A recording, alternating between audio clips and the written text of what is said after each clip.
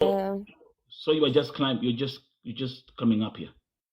No, I just have like, we are all, I think, maybe tangled in the same world, as we can say. So yeah, I usually follow your lives, so I just decided to just pop in and maybe say some few words. Okay. So Go ahead. The floor is yours. Go ahead. You're listening. yeah. So what I wanted to tell people is for a very very long time people have been working in the Gulf countries. I don't know if what's your experience with Europe countries. Have you ever had like distress calls from Europe countries? Because I'm not gonna lie. I'm an agent and I'm not here to advertise myself. I just want to hear your views when it comes to Europe. Have you how is that industry? Have you ever had any distress calls from that other world? 2 distress calls in 10 years. 2 distress calls in 10 years. And I am a German citizen. Okay. Kannst du Deutsch reden? Also wenn es um Sorry? Europa geht, da gibt es, also wenn es um Europa geht, da gibt es wenig Beschwerde. No, Also I don't know. ich kann mich daran erinnern, an einem Tag, wo ich einen Anruf erhalten habe, wo man mir gesagt hat, Nelson, ich bin in Schwierigkeiten. I can't even understand that. But the reason why I was here is I was just unajua in the Gulf country we also as agents we've also had our own experience share of frustration, disappointments, not only from the government but also from our partners back there. And so before we venture into the European countries, I just wanted to come here and maybe listen to your views when it comes to European countries. Kama pia ni wabaya kama Europe ama tutapeleka watu pia tujipate hapa tunaanikwa, watu wanalia, watu wanateseka, because it's not our wish for such kind of predicaments to happen to the clients that we take there.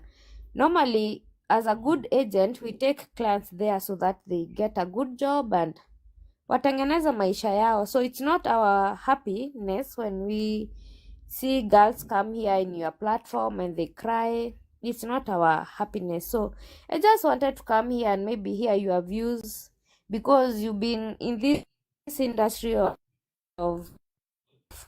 as an activist of saving the girls that they are having distress. And one thing I'm going to do is I'm going to thank you, because some of the cases you take, even us as agents, we cannot do that. We try, unaongelesha embassy, unaongelesha ofisi zako za huko umesign nazo, and you see they don't even respond to you.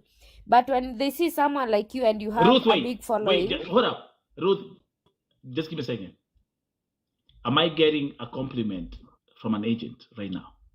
Do you know how the universe works? You are. Do you see how the universe works? Wambie. Because there are some cases that you cannot deal with, right? Yeah, there are some cases like hata mimi mwenyewe zinaweza zikanishinda at some point, because I'm talking to the office, I'm talking to the embassy, I'm talking to the immigration, and they cannot listen to me, because maybe me, the only thing I have is the paperwork, but for you, you have the platform. So if you have the platform, maybe you can have that influence more. So kama kuna cases genuine, you can partner with the agents wale wako na wasichana wanateseka, kwa sababu si ati ni furaha ya agent amekaa kwa nyumba hivi na ako na msichana anateseka. No, that is not, you gain nothing from that. You extremely gain nothing from that. You see, sometimes hata unakutanga Nelson, sometimes unaona kama kazi za Saudi, tunatafutianga msichana passport, unamtafutia medical, unamtafutia good conduct, unampeleka shule, you spend like 70,000, unapeleka huyo msichana Saudi. Pia sisi sometimes agent anakuiba hizo pesa zote, they end up not paying you. You get? Na msichana akifika huko, maybe wanamtreat vibaya, but tutalilia nani? Ukienda kwa embassy wanakwambia follow up with the Saudi police. Ukililia naye wanakwambia follow up with your Saudi agent. So me as an agent, I will appreciate your platform because you have a platform. Ukiambia sponsor wa Saudi msichana wangu anateseka na nitakuanika kwa TikTok, atareact. Some of us, we don't have the platform that you have, and for you also don't have the license that we have. So I don't see the need of fighting you because you are not fighting us. And also, even you, at some point, you need to realize it is not our mistakes as agents. Don't fight us so much. Usitufight sana. Makosa zingine hazikuangi zetu. Unakuta msichana, yes, anateseka, anakuambia mimi ninateseka, but you as an agent, you are trying your best kabisa. Even some of us, they are our relatives. Tunawapeleka huko wanateseka sometimes. Sio zote. Hiyo kuteseka sana. Even you, I think, platform yako saizi zimereduce hizo complaints mingi, I think zimereduce. Mateso imeisha kidogo. But kuna vitu kidogo, and I think if you can work as a team, hizi mavitu zote zinaweza, we can solve. Watu wanachukianga agent, but you wonder, what can we do as an agent? Okay, I'm gonna ask you straight questions. Number one, where what's the name of your company?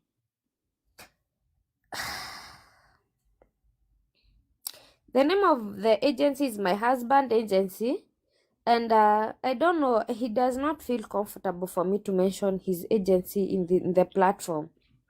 Because I can hear your husband whispering in the background. In the background, yes, he's here. He's a very well-known agent. I mean, if you're talking, listen, Sunaniona. I'm a human activist, right? Yeah. You're an agent. I am. I have been for the last from 20. No, your husband owns a company. So let me tell you something. So what we are having here, do you know what we're having right now? This is what we call a forced marriage, where we say, okay, I'm a human activist, you're an agent. The people that are here, they are victims. Kuna watu sana wengi sana hapa ambao wanakuja hapa. Na wanasema aje? Nyinyi agents utuangusha. I know. How many times? Do you agree? I agree. Can you? Wale agents wa kutusi wasichana mko wapi? Si wako? Wako. My sister, everything happens for a reason.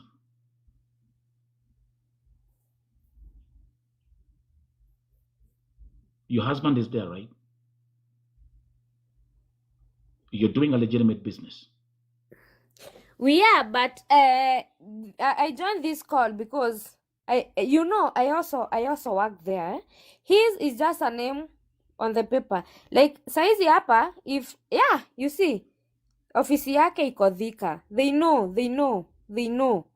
It's not like it's something we are hiding. They know, and even if I nikiandika hapa wale watu nimepeleka, they are going to pop up. There is nothing we are hiding. The people we tumepeleka, they know, they are here. The only thing I wanted to come here and tell you is, Nelson, sometimes wanga muna to blame sana as agents, but you don't understand our power as agents inafikanga wapi. Umewahi kaa hivi ujiulize aje? Na what can an agent from Kenya do to a girl that has a distress in Saudi Arabia? Tell me what you think an agent from Kenya can do when a girl has a distress in Saudi Arabia. Tell me what an agent from Kenya can do. When you're signing these contracts with these people, you as an agent, and allow me to use a term that you not like, because I call them slave masters, okay? I call them slave masters. That's in my world as a human activist.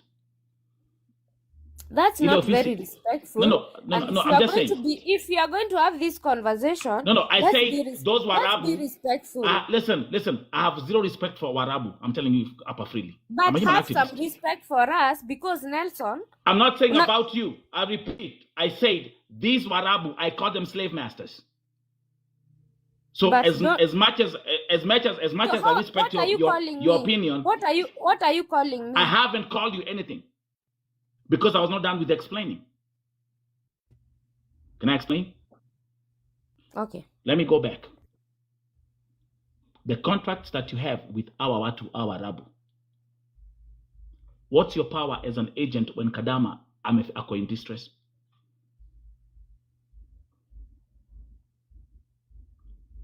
How far can you go? The only far that I can go is talk to them, negotiate with them. If they don't listen, I can only communicate with the embassy of Kenya in Saudi. I don't have any other power. Listen. You have said the agreement that I signed with the slave master. It's not me. It's not me. It's not me.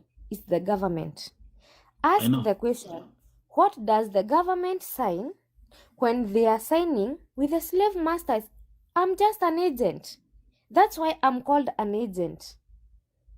Ask the government, what is the agreement they sign with these countries before they bring that bilateral agreement to us.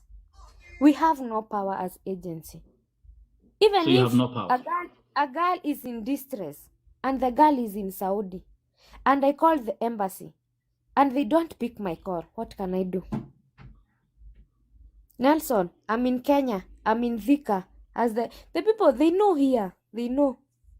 I'm in Thika. What can I do? My power is not only limited by, it's not limited by me. It is limited by the government. What can I do? I wish it is not my wish because I have taken my relatives. Hakuna familia inanga mtu hajafika high school. Hakuna familia inanga mtu amefika college. Hakunanga familia inanga mtu amefika college. Most of us, we have people who do not even kanyanga class 8, even form 1. And what can we do? Tunawapelekanga golf. Even my own relative akiwa na shida, nitafanya nini? I will only try to negotiate with Mwarabu. Please saidie msichana. Msichana anaumia, msaidie.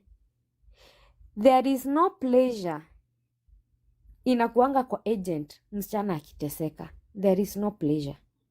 It is our wish msichana aende kazi, afanye kazi, amalize 2 years, arudi Kenya. Peaceful, healthy, happy with her salary. We are only bound by the government. Kama serikali inaweza ikatusikia, send more representatives in Saudi. In such a way, msichana akiwa na distress, That's right. Kuna namba nikipiga hivi inaiambia, hey, niko kwa hii nyumba, napeana address, kuko na hizi shida na hizi na hizi. Okay? The team comes, they listen to the both. Juu pia wasichana sometimes hawakuangi wazuri. Kuna wasichana manga na kuna wasichana wazuri. The teams comes to the house, they listen to the madam, the boss, they listen to the girl, and then they can be able to value the situation. Huyu msichana anaumia ama mdosi pia ndiye anaumia? Because pia Nelson understand. Passport, hakuna kitu analipiangwa. Na hakuna mtu Nelson atakutoa place kama, for example, mtu akutoa Burundi akupeleke Saudi with an ill intention, purposely akutese. Hakuna. The only intention inakuanga ukuje umfanyie job, si ndio? Umsaidie kulea watoto wake, umsaidie kulea familia yake. Hizi disagreements zingine, it's only the disagreements that comes in between zinaletanga the hatred and the kuchukiana and the matesos. If we can have a team that a girl akiwa uko akipiga distress call, hey, 911 ama a certain number, ninaumia, I've sent you my location. A team of like 3 people or 2 people, they show up, they listen to the gun, they listen to the sponsor, they all come to an agreement. But That we is don't the have. only solution. But when We you don't. tell Let me me, tell. Let me tell you what happened. What happened when about 2-3 years ago, Alfred Mutua went to Saudi Arabia. Sindio, he was invited. yeah, They had a conversation, and the outcome of that conversation, they actually even had a hotline number. Me, on the other hand, I collaborate with the State Department, right? Honorable Rosalind Jogu and Honorable Emma, who you also know, they told me, Vote TV, this is the information, share this information on your platforms. I had a hotline number, I had an email address. Do you know Ruth Koi? By the time Alfred Mutua Africa Nairobi, that number was not working. And at that point, I gave up on the trust of the system. Now, let me ask you a question. And everyone who's watching here, this is a very interesting conversation. And I love it. And Ruth Koi, this reminds me of the time when Nelson Mandela was released from prison after 27 years. And when he came out, he sat on the table and he said, for me to run South Africa, I have to work with the white people who put me in prison. Does it make any sense? Now, I'm a human activist. You are an agent. Mina kujanga hapa, I fight for these girls. and you fight us. And I you fight, fight us. wait. And I fight agents because I do their job. No. Let me give an example. If an agent, if a lady in Saudi or in Gulf is in distress, apigie agent, anze kutusiwa, anze kuitwa majina. That's a bad agent. Thank you. So can you also agree on this live, on my platform, that we have agents manga? And those are the ones that I will fight. And they know that. Let me ask you a simple question, Ruth. Because your husband has an agency and you also work under your husband and you have the agency. Yeah. Are you supposed to take agents supposed to be taking wasichana to Lebanon? No. Thank you. Why? Why? There is no bilateral agreement, but I want to argue my point. Okay, wait, you're gonna get there. Let's go step by step. Yeah. Do you see how patient I am? There is no bilateral agreement.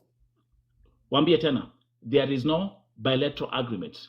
Ruth Koi, agents manga wanapitisha wasichana Mombasa, wanapitisha wasichana Entebbe, then they tell them, then they train them, then they train them how to lie. No.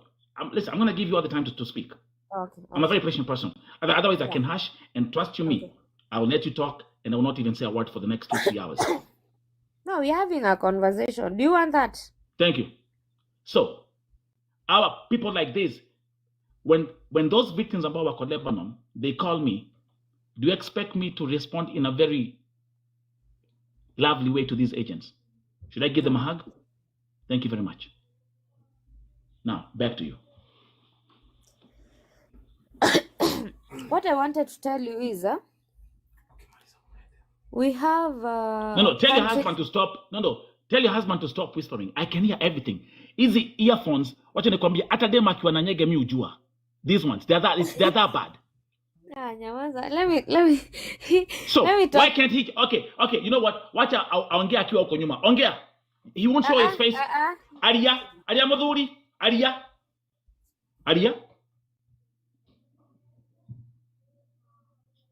Okay, they mute. Let me, I'm the one having this. I'm going to let him have his field and talk to you once I'm done talking to you.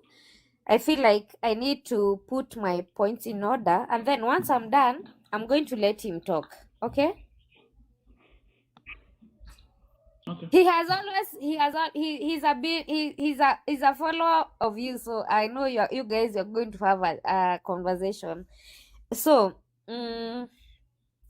we were talking about people taking people to countries that they don't have collateral, not collateral, bilateral Agreement. agreement, Bilateral. right? Yeah. Yeah. Yeah. So I was just, and you are saying that you get distress calls from the agents that they've taken girls to countries that we don't have bilateral From the agreements. victims. From the Yeah, victims. from the The yeah. victims. So I just wanted to ask you, when you talk to the agents, how do they respond? I don't talk to the agents, sweetheart. No, you tell me you just talk to the victims.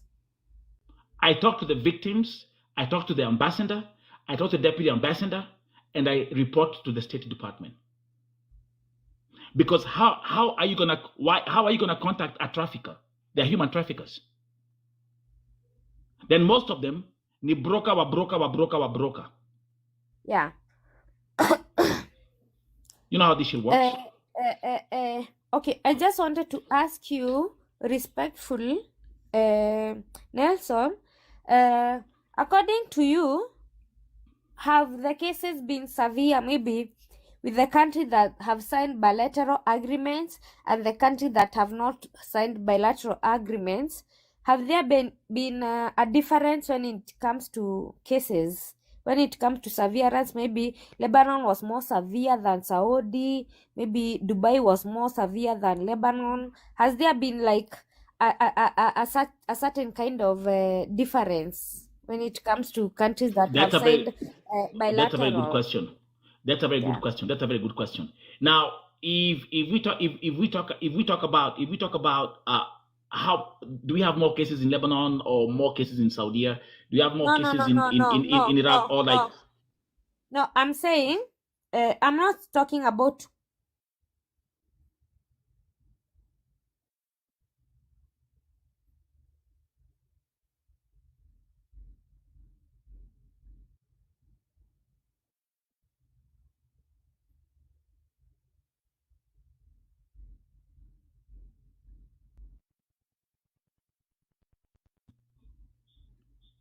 Oh, you're Sorry, back. I had to pick a phone call. Ruto was calling me. Ruto ko ragira kakware. Gana ni Ruto. Ruto was calling me. Pole sana. Ni Amesikia sawa. umeingia. Anyway, okay. I was asking, when it comes to severity, like the severe was There's like no difference. Oh, I got it. I get it. There's no difference. There's no difference. There's no was fucking Saudi difference. like bad, or maybe the Lebanon was bad? There's no difference. Oppression is oppression, Ruth. Yeah. It's a good question, but Yeah. there's no difference. So Saudi. The one thing I'd like to tell you though, the one thing I'd like to tell you though, Ruth, is that in Saudi we have more death cases than any other Gulf country. And that is a country that has signed a bilateral agreement. Thank you very much. At least we agree on one thing.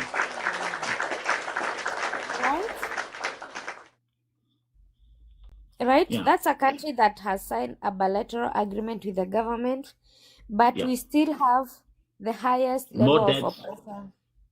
I mean, the perfect example right now is have you seen the story of Cynthia Kerubo?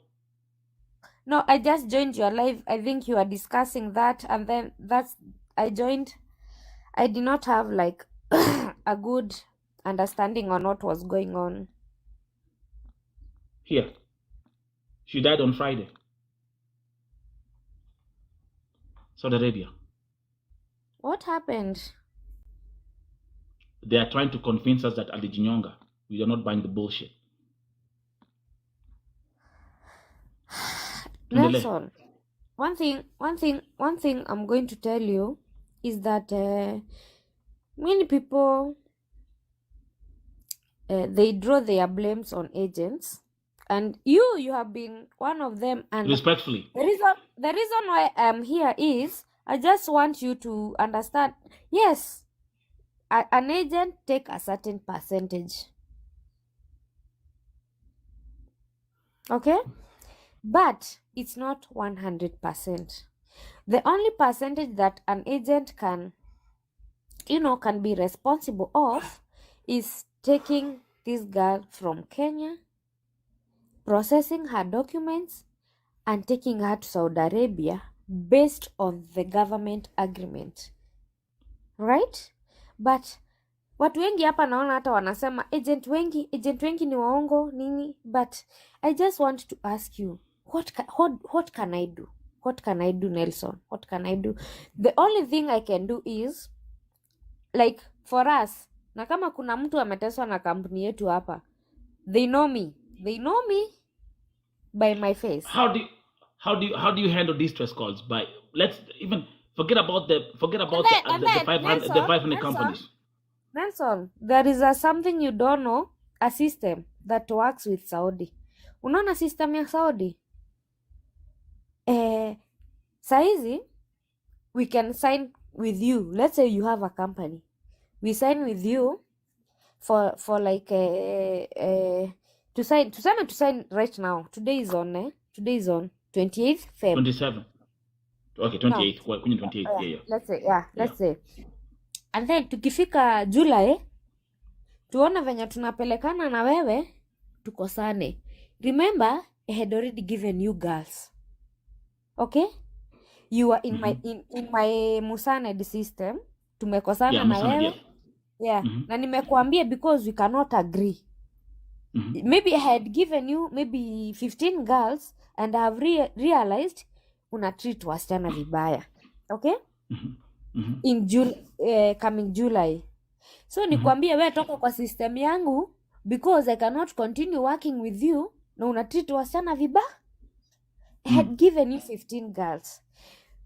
Kwa wasichana 15 wanafaa kumaliza 2 years. Okay? Okay? Wanafaa kumaliza 2 years. Sasa after nimekutoa kwa system yangu, uagree, it's like a payback. Msichana akiwa na shida hata nikikuambia please there is this and this girl, she has a problem, can you please try to solve it? You are like you don't care. At the end of the day nilikutoa kwa system yangu, so what are you benefiting from it? Nothing. So msichana anaweza akateseka. Hata I try to talk to you, I tried kuandikia NEA, I tried to CC embassy, I tried to CC Labor, I tried to CC embassy. There is not. I tried to CC Saudi police. There is nothing they are going to do. I don't Ruth, have that superpower. And by the way, we're gonna have an open Q&A. Someone is asking. I'm open. I am open. No, sir. I salute you, Ruth Koi. I salute you for coming. I salute you for coming on Vote TV, because tens of thousands of agents can't even dare to step their feet up. Let's so we are having a very, very mature discussion right now. And I want for all the viewers, especially you ambao mko Gulf, mko hapa, take notes. Na kama pia I will add, kama kuna mtu anajua nimewahi mpeleka mahali and maybe she's okay, I would like a thumbs up. Pia I deserve a thumbs up. Na pia mwenye ako na shida, a thumbs up pia niambie, but I doubt. Okay. So, tuangalia hapa. Mtu amesemaje? The moment umekanyanga Gulf after 3 months, hakuna agent huwa ana respond. Wacha kusugarcoat mambo. What do you say about that? Can I answer that? Of course. Yeah. When you the agreement between the Kenyan agent with the Kenyan Saudi inakuanga 3 months probation, and this month's probation is ukiwa na ukikataa job, ukiwa na issue yoyote, you can back Kenya with no, hakuna mtu atakulipisha anything. Job imekushinda, you can back to your country. Okay? But now after 3 months probation, sasa hiyo inakuanga responsibility ya ofisi, the Saudi office. Do you get the point where it is? Okay, I get it. They're listening. We are listening. Ukifika Saudi na uko na shida, within 3 months you are at liberty kuambia ofisi mimi sitaki kazi, madamu wangu ananifinyilia, nataka kurudi Kenya. Hiyo, it is fully responsibility of your Kenyan agent. But the moment umepitisha 3 months, it is the responsibility of the Saudi agent. Okay? So, most of hata agent wa Kenya anaweza jaribu kuongea na hiyo ofisi ya Saudi ikurudishe. Lakini most of them hawatataka kuchukua hiyo responsibility ya kukurudisha. And that's where the hatred comes from. They think it is still our responsibility to bring you back to Kenya, but it is not. Our only probation period is 3 months. Na ukikaa kwa nyumba ya mtu Nelson for 3 months, na nikukuuliza hata nikikutext, Karo, uko aje? Hiyo nyumba iko sawa? Unaniambia iko sawa. Ukimaliza 3 months, it is not my responsibility to buy you a ticket back home. It is the responsibility of the Saudi agent to return you back to the country. And most of them, they don't accept that expense. So inabidi wakupush ufanye kazi. So in other words, I don't mean the responsibility of the office. It is the responsibility of now the person that mwenye alikuchukua, your boss. It is your boss's responsibility akununulie ticket urudi Kenya. Most wasichana wengi waulize, Nelson, ukipata shida within 3 months, according to the bilateral agreement signed by the Kenya, it is the Kenyan agent responsibility. Within how many months? it's a probation period. The probation period. Yeah, Ukiwa na and shida then na 2 months. and what happens? What she's not telling you, and I'm gonna say what she's not telling you.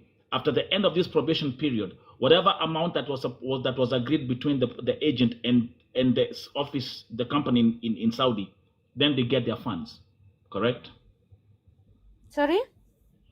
After the probation period, once that Kadama is in that house for 3 months and has finished 3 months, then whatever agreement in terms of payment between the agent and the company in Saudi Arabia, the funds are released. And you as the agency, you have your money, you have your commission, which we can even talk about. Do you know the commission, Nelson? Do you know the commission that we get is for what? Have you ever thought like Kenyan agents, they get paid, but what do they get paid for? Have you ever thought of that? If you check an interview that I did with an agent, a CEO of an agency back in 2021, yes. Okay, what did he say? Like the commission of an agent entails. I want you to be. Since you're here, I want you. Listen, you're not talking to me. You're talking to the people. Kuna wasichana wako hapa wengi sana hapa. Nikianza kuuliza, ngoja kidogo, let me ask you a question. Wacha uone. Wangapi wako hapa wako Saudia, hata si Gulf, tuseme tu Saudia. Let's start with Saudia kwanza. Wangapi wako hapa wako Saudia, mikono juu? Ni wengi. I know ni wengi, but the problem is we pretend to be. Wait. So, talk to them. Tell them what that commission entails. Wako hapa, wanasikiza.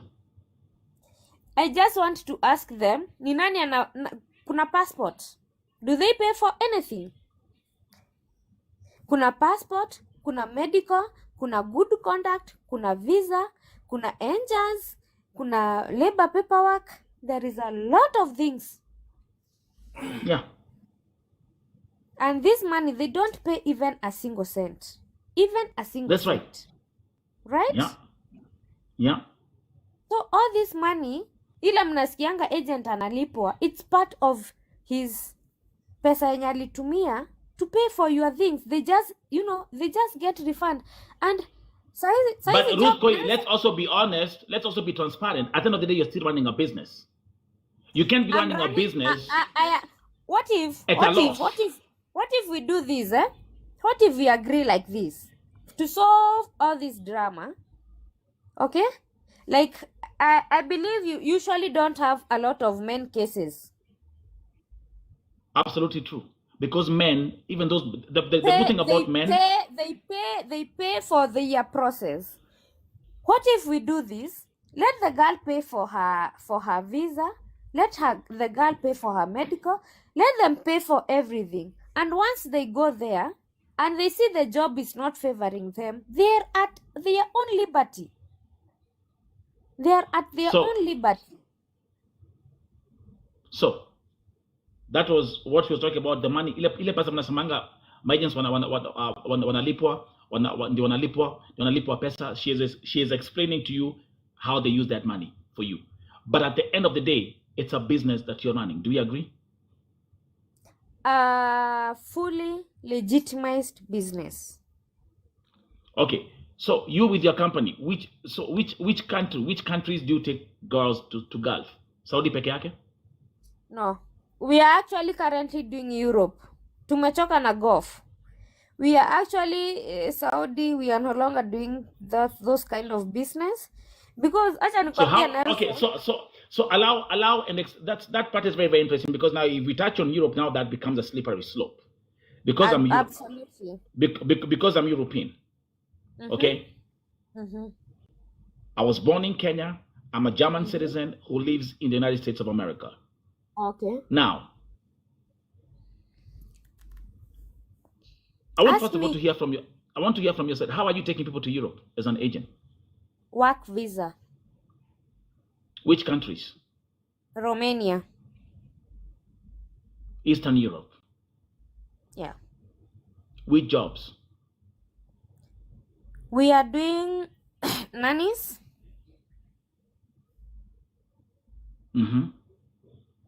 We are doing saloon card food delivery drivers. We are doing cleaners, and I am doing massage. That's are the only jobs that I'm currently doing, and I want to be very specific. I am only doing Romania only, no other Europe country.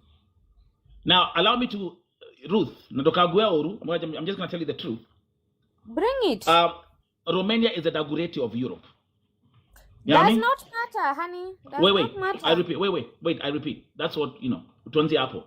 Now, again, we're having a very, very mature man to woman conversation. Did you mention massage? Yeah, I did. Okay. Masseuse. Is it legitimate, or does it come with happy ending? You gotta be careful with this shit. Don't be dramatic. Don't be dramatic. I'm not dramatic. What happened in Turkey? How many girls were taken to Turkey? I did the expose for Turkey. How many Kenyans were taken to Turkey for kazi massage? Wakuya masseuse. And I'm gonna speak about this in very, very, very, very, very eloquent terms. What happened? How about you do this, eh? How about you let me do my job, and if I'm on the wrong, how about you come and question me when I'm on the wrong, instead of questioning me when you absolutely have no facts?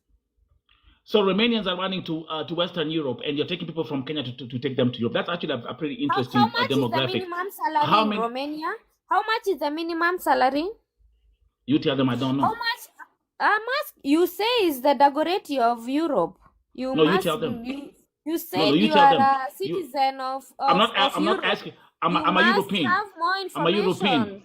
I'm a European. You are the one who's running Romania. How much are they getting paid for the masseuse? You said you are a citizen of Germany? I'm a German citizen. Ich bin deutsche Staatsangehörigkeit. Also bitte schön. You should know better when you say something like Romania is the Dagoretti of Europe. You should know better. Statement. Not unless you're assuming without the facts. I'm not assuming anything. Give us the facts. What is the minimum salary in Romania of a foreign worker? Okay, which facts do you want to get from me? You are the one who's running the business. I'm asking you. You should be telling. Listen, minimum? I've given you the platform, Ruth. You might get 3 customers from here today. I know, but I want us to be very respectful. People will come to your inbox. People will come to you. Wait. People come to your inbox and be like, hey, you know what? Nimekuona kwa Vo TV ukiongea unapeleka watu Romania. What? I promise you that. You'll get and I inbox. respect you so much. And if you And I you've don't had a even very conjugal, good. and I've been very respectful, very conjugal conversation, So right? so talk to them about Romania. And I even when I came here, I came with a word of I respect your platform, Me because too. you do some Me too. jobs that we cannot do. Thank Because you. sometimes nikiambia Mwarabu nitakuanika kwa Vu. They act, right? So I came here Yes. with a very respectful approach, and that's It's also good. that's what I'm And that's what asking we're gonna keep from on you. doing. So if I come here with I'm saying that this is the job I have, don't demean the country, because right now Vu hatuendi golf. Naweza nikakuja hapa niwaambie kuna job Qatar ya 30,000. Does that make sense?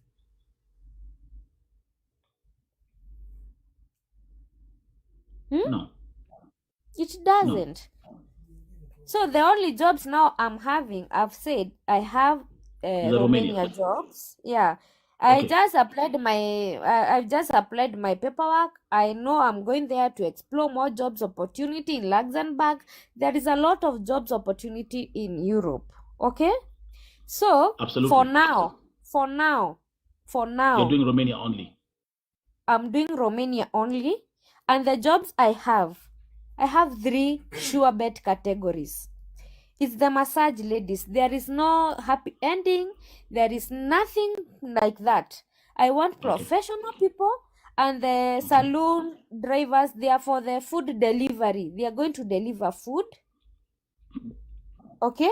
And the other job I have is for phone repair technician. Someone who can repair a phone. You see, maybe you can fix a screen, a motherboard, such kind of thing. And there is a training in Romania. Those are the only jobs I have. And those ones, they are no visiting visa. They are no some funny transactions. Those are working Romanian visa.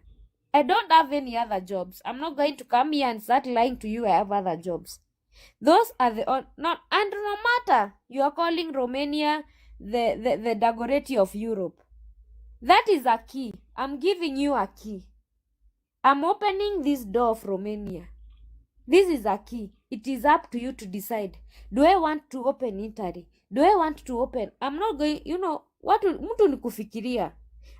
Nakupea funguo, niwe ufikirie utafungua hii ama utafungua hii ingine. I'm just giving you a key. Have you been to Romania, Ruth? I have not, but I will. So, no, you're on mute. Sorry. Can you hear me now? So, let's come to the world is watching.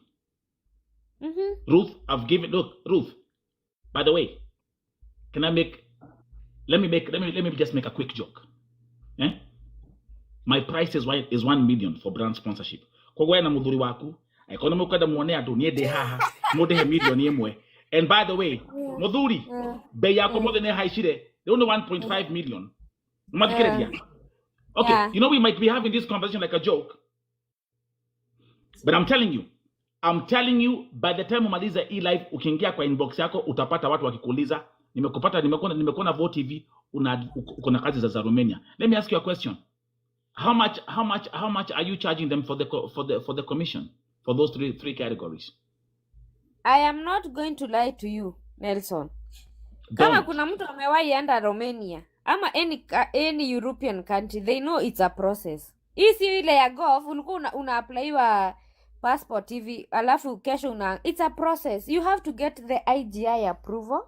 Once you get the IGI approval, which you can even check online, you must get the work permit. Once you get the work permit, you must take the work permit to the Romanian embassy for the interview with your passport. Alafu ndio unaekewa nini? Passport stamp yako.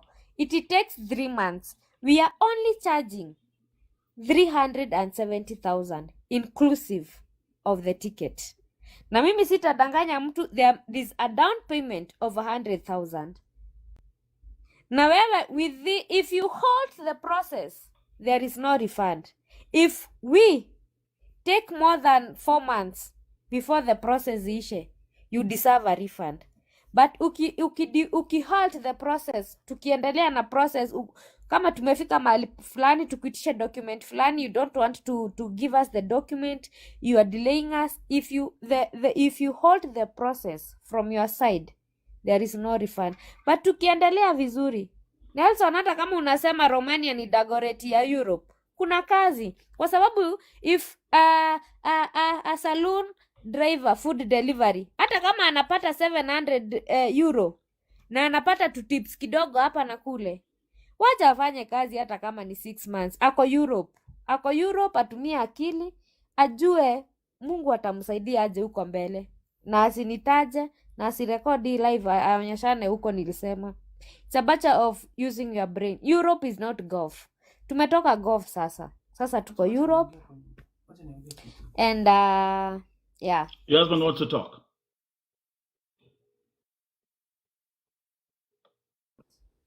He will talk Nakwambia- tomorrow.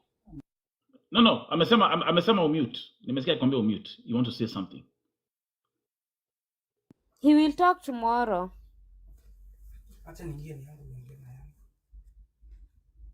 Okay. Nimesikia akisema wacha ingie. Netaiga muthuri. Waigao ikira na yaku waria nayo. Okay, sasa mi nataka kurudi nyuma about the Saudi. Mmeongea hapo sana. Hapo ndio nilikuwa nataka kurudi nyuma kidogo. Yeah. I think it is good to understand our wasichana about kuna mali mliongea about the payment Ndio nikuonyeshe kuna kitu ambayo ikuenda clear hapo ambayo nilikuwa nataka uelewe. Unaona like Okay. before like acha tuseme 2021 okay, agent walikuwa wanapatanga pesa. Yeah. Umenipata hapo? Then ikakuja ndio nataka uonyeshe hao wasichana, nataka kuongelea hapo kwa Saudi sana because hiyo kazi nimeifanya na ndio uelewe the agent hawana that backup ama support from even the government. Yeah. Like there is one victim ilikuwa Dubai ya hali mwenye ulisema amejinyonga.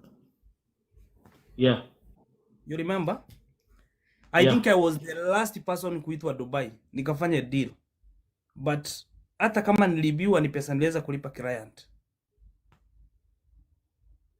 And sasa hiyo ni example nimekupea. Number 2, when you come to Saudi, you get there is a month that tulikuwa tunalipwa before, ambayo unakuta huyu msana anakuja even without birth certificate, without even transport from home, without anything, amekuja vile yako, unamwanzia zero. Tumefika kwa Musanet. You know about Musanet ama unasikia? There is that contract is there. I know it. Yes. And sorry to see this. It is better I talk about that Musanet because now walikuja wakakata pesa mingi sana. Yeah. About where the agent is getting $1,100. Okay, from $1,100, every business there is, you have to bargain 12 force. You have your expenses. You're running a business. Yes. When you bargain, the same girl mwenye alikuwa anakuja without anything amekuja bado the same with that money without anything. Bargain, umepata 1,000. Nataka unipate hapo mzuri sana ndio uone mali shida iko kubwa. When ukipeleka ule msana, the money that you get from your account is about $100. First tuanze hesabu, huyo msana ataenda shule. You have to pay around 15,000. Ticket itakuja for $50. Aya, kuna the medical zilipanda almost 13,000. Upige hesabu kwa peke yako ama upige uone. Agent, the money that is making is only 20,000 per person. You get that point, eh? So wakati hawa sana sometimes they are in Saudi, sometimes they have to understand. As you said, kuna the point that you talk about how either kuna agent mbaya na agent mzuri, wenye wanaongea mbaya ndio utavyo. Hapo sasa. So, yeah, agent, we have a lot of challenges and the government is not supporting us. Is not supporting us. Because Okay. let me ask you, Hivi nimepeleka msichana amepata shida.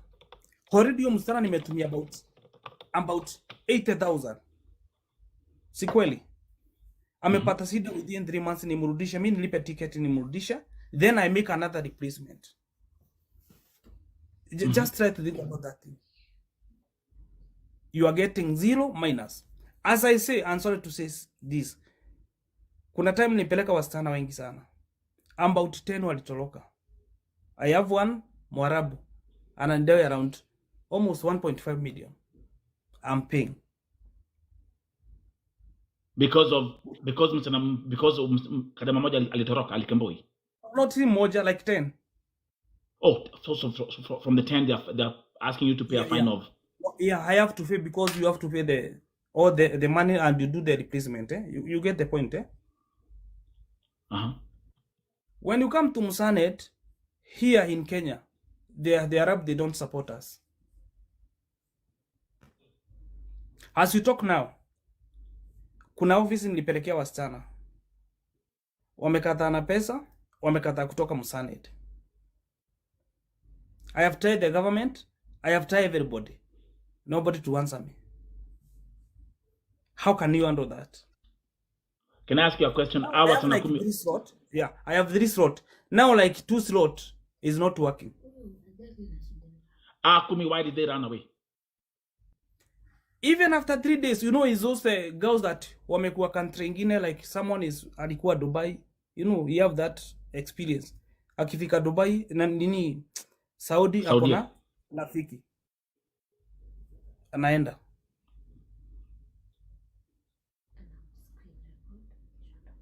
It's okay, I can hear everything. I whisper, I hear everything. I have some very easy.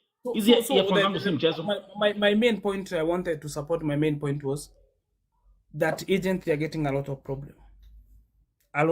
Most we was having around 1,000 agencies. Sahi wameanguka. There are around 500 agents registered. Do you know why that happened, my friend? Let's just be honest. Because most of these, at one point, Kenya had 1,283 agencies in the NEA system. And do you know why they were wiped down all the way to 500? Because they realized that most of these agencies were operating illegally. Some of them, let's just be honest, is that accurate? The State Department and the Ministry of Foreign Affairs and the Ministry of Labor, NEA did not remove these over 700 agencies qua system because it was fun, because simply they failed at their job, because simply they were involved in illegal activities. Now, my friend, ukiona nikiwa pa mimi kama human activist, fighting, magunia, mashagala bagala, those are the kind of agents I used to call out. Me, I understand that. I understand very. Okay, the point I was having, my point was very, very, very clear. To get that where sometimes the agents where they get a problem. You get, that was only my point. You get. Okay. That's why I'm trying, because you don't know from your side ujui agent analipwa nini ama pesa ngapi. So that I wanted to explain about. Okay, that. you clarified that part. Yeah. There's one thing I would like. Do you want? Okay. There's one thing I want, because people are. I'm saying what were very curious, and we are listening to you. Again, whether we agree to disagree, whether it's an open, mature conversation, and this is what democracy looks like. Now, do you want to keep on explaining about Romania, or do you want your wife to explain about Romania? We'll explain. You will explain about that. Okay. About now, then can you do me a favor? Nataka nipandishe wasina tumemmesikiza, especially nyinyi ambao mko Saudi Arabia. Can we have 15 minutes of Q&A about Saudi? Muulize this couple, nyinyi mtajibu, and then after 15 minutes your wife will then come back and explain about Romania. Okay, so pick one by one. I cannot explain. Okay, I cannot explain more. Is the one I think yeye anaweza kuexplainia. Okay, siongeangi sana. Yeye anaweza kuexplainia. It's okay. Achukue, it's fine. Understand the part. I was having one point to that. Your point with the money. Yeah, with the money. Yeah, so you're saying like, yeah. To know that to clarify. Yeah, about that one. Na nyinyi ambao mnapanda hapa, ukipanda hapa Kalasti unafungua kamera. This is Vote TV. Hapa tufanyangi kama kule kwa wachawi.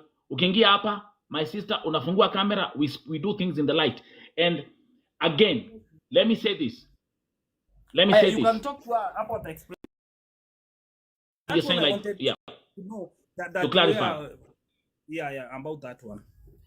Na nyinyi ambao mnapanda hapa, ukipanda hapa Kalasti unafungua kamera. This is Vote TV. Hapa tufanyangi kama kule kwa wachawi. Ukiingia hapa, my sister, unafungua kamera, we do things in the light. And again, let me say this. Let me say You this. can talk about the experience. Okay. So let me bring Kalasti. Kalasti, kuna swali? Unmute mami. Meno iko nje. Nasema Yeah. yeye anasema ati wanatulipianga ticket. Kama hujamaliza contract sisi tunajilipianga ticket. Walisema wanatulipianga ticket, ni uongo. Mbona anadanganya? Hata Ruth. wachukuangi simu zetu. Watu since tumetoka Kenya kunanga deals zingine wanafanyanga. Ni mabesti wangu wangapi wametoka huko. As long as utamaliza contract umekuwa na shida, unajilipia ticket unarudi home. So, huko wanaweza nini? Kalasti unasema Kalasti, I think kama nimemsikia poa, amesema kwa nini wanajilipianga ticket kurudi Kenya, si ndio? Ama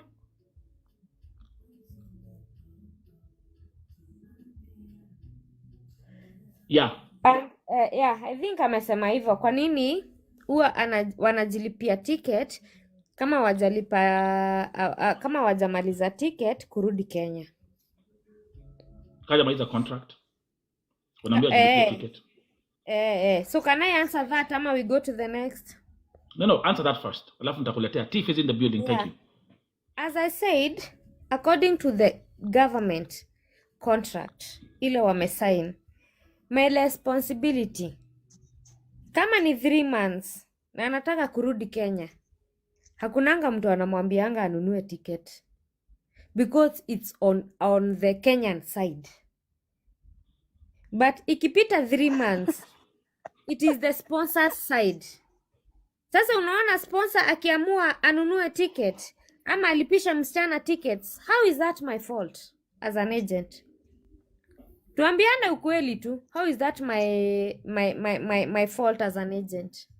And it is mtacheka, lakini that is not my agreement as an agent. It is the Kenyan bilateral agreement between Kenyan and the Saudi agency. It is not Kenyan agent. Hiyo ni agreement yenye iko kwa kila agent the whole country. Tiff. Wewe kama ukimaliza 3 months, kama kuna agent alikosa kukulipia ticket kurudi Kenya, hiyo nayo I blame the agent. But past 3 months it is not us. Na ni venye msomangi agreement. Juu mkisoma agreement kuna mahali kuna kuanga pameandikwa 3 months probation period.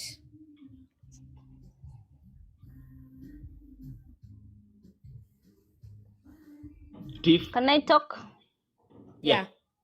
Okay, my question was hapa penye wanasema after 3 months, that's the time they are supposed to show up. But according to my experience, hao watu the moment umekuja Gulf umekaa 3 months, duration ya hiyo month wanakuanga wazuri sana. Even hata ukiwa huko Gulf wapigie simu wakiwa Kenya, they usually respond. But after those 3 months, no one respond. Even if you complain you have a problem, no one show up. What does that mean? Wow. After 3 months, that's the time they are being paid from the government of Saudi Arabia. That's the time agent wa Kenya wanapokeanga pesa after 3 good months. But kama hujamaliza miezi 3, hawezi pewa pesa kutoka huku. Hawezi lipwa, that is na ofisi ya huku. That's why you see within those 3 months they always respond directly with no any compliment. But after umemaliza hizo miezi 3, hata upigie agent umwambie unateswa, no one respond. Kwanza wanakurushia matusi ingine mbaya sana. Tiff, nikujibu. Explain their part. Now you're talking to the Kadamas now. Hebu mjibu ya. Hizo 3 months si ati tunakuongeleshanga ati tuna fake. We want the honest truth from you. Why don't you did the same honest after those 3 months? Why do you disappear all of a sudden after those 3 months? We don't disappear. If Good there is question. an agent that disappear, that is wrong to disappear. Mhm. But after 3 months, we don't have any power to help you, Tiff. We don't have any power. Okay. The The other reason why thing we is keep wait. The reason why sorry. we keep up with you for 3 months, tunataka kujua Tiff, uko sawa? Uko sawa kabisa before Mbona we usinijulie hali hata hiyo miezi 3 ikiisha? Mbona usinijulie hali hata after hiyo miezi 3 ikiisha? Why are you too much to me before hiyo miezi 3 ifike, cause you are after money? That's the listen, fact. what do we get paid for? Tunalipangwa nini? I don't know unless you tell us. I'm not the agent, you're the agent.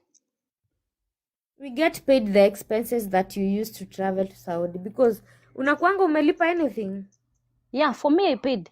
Mimi hakuna kitu nilipiwa bure. Then your case is different because basically according to the agreement, agent, some like last year tulikuwa tunawalipia kila kitu.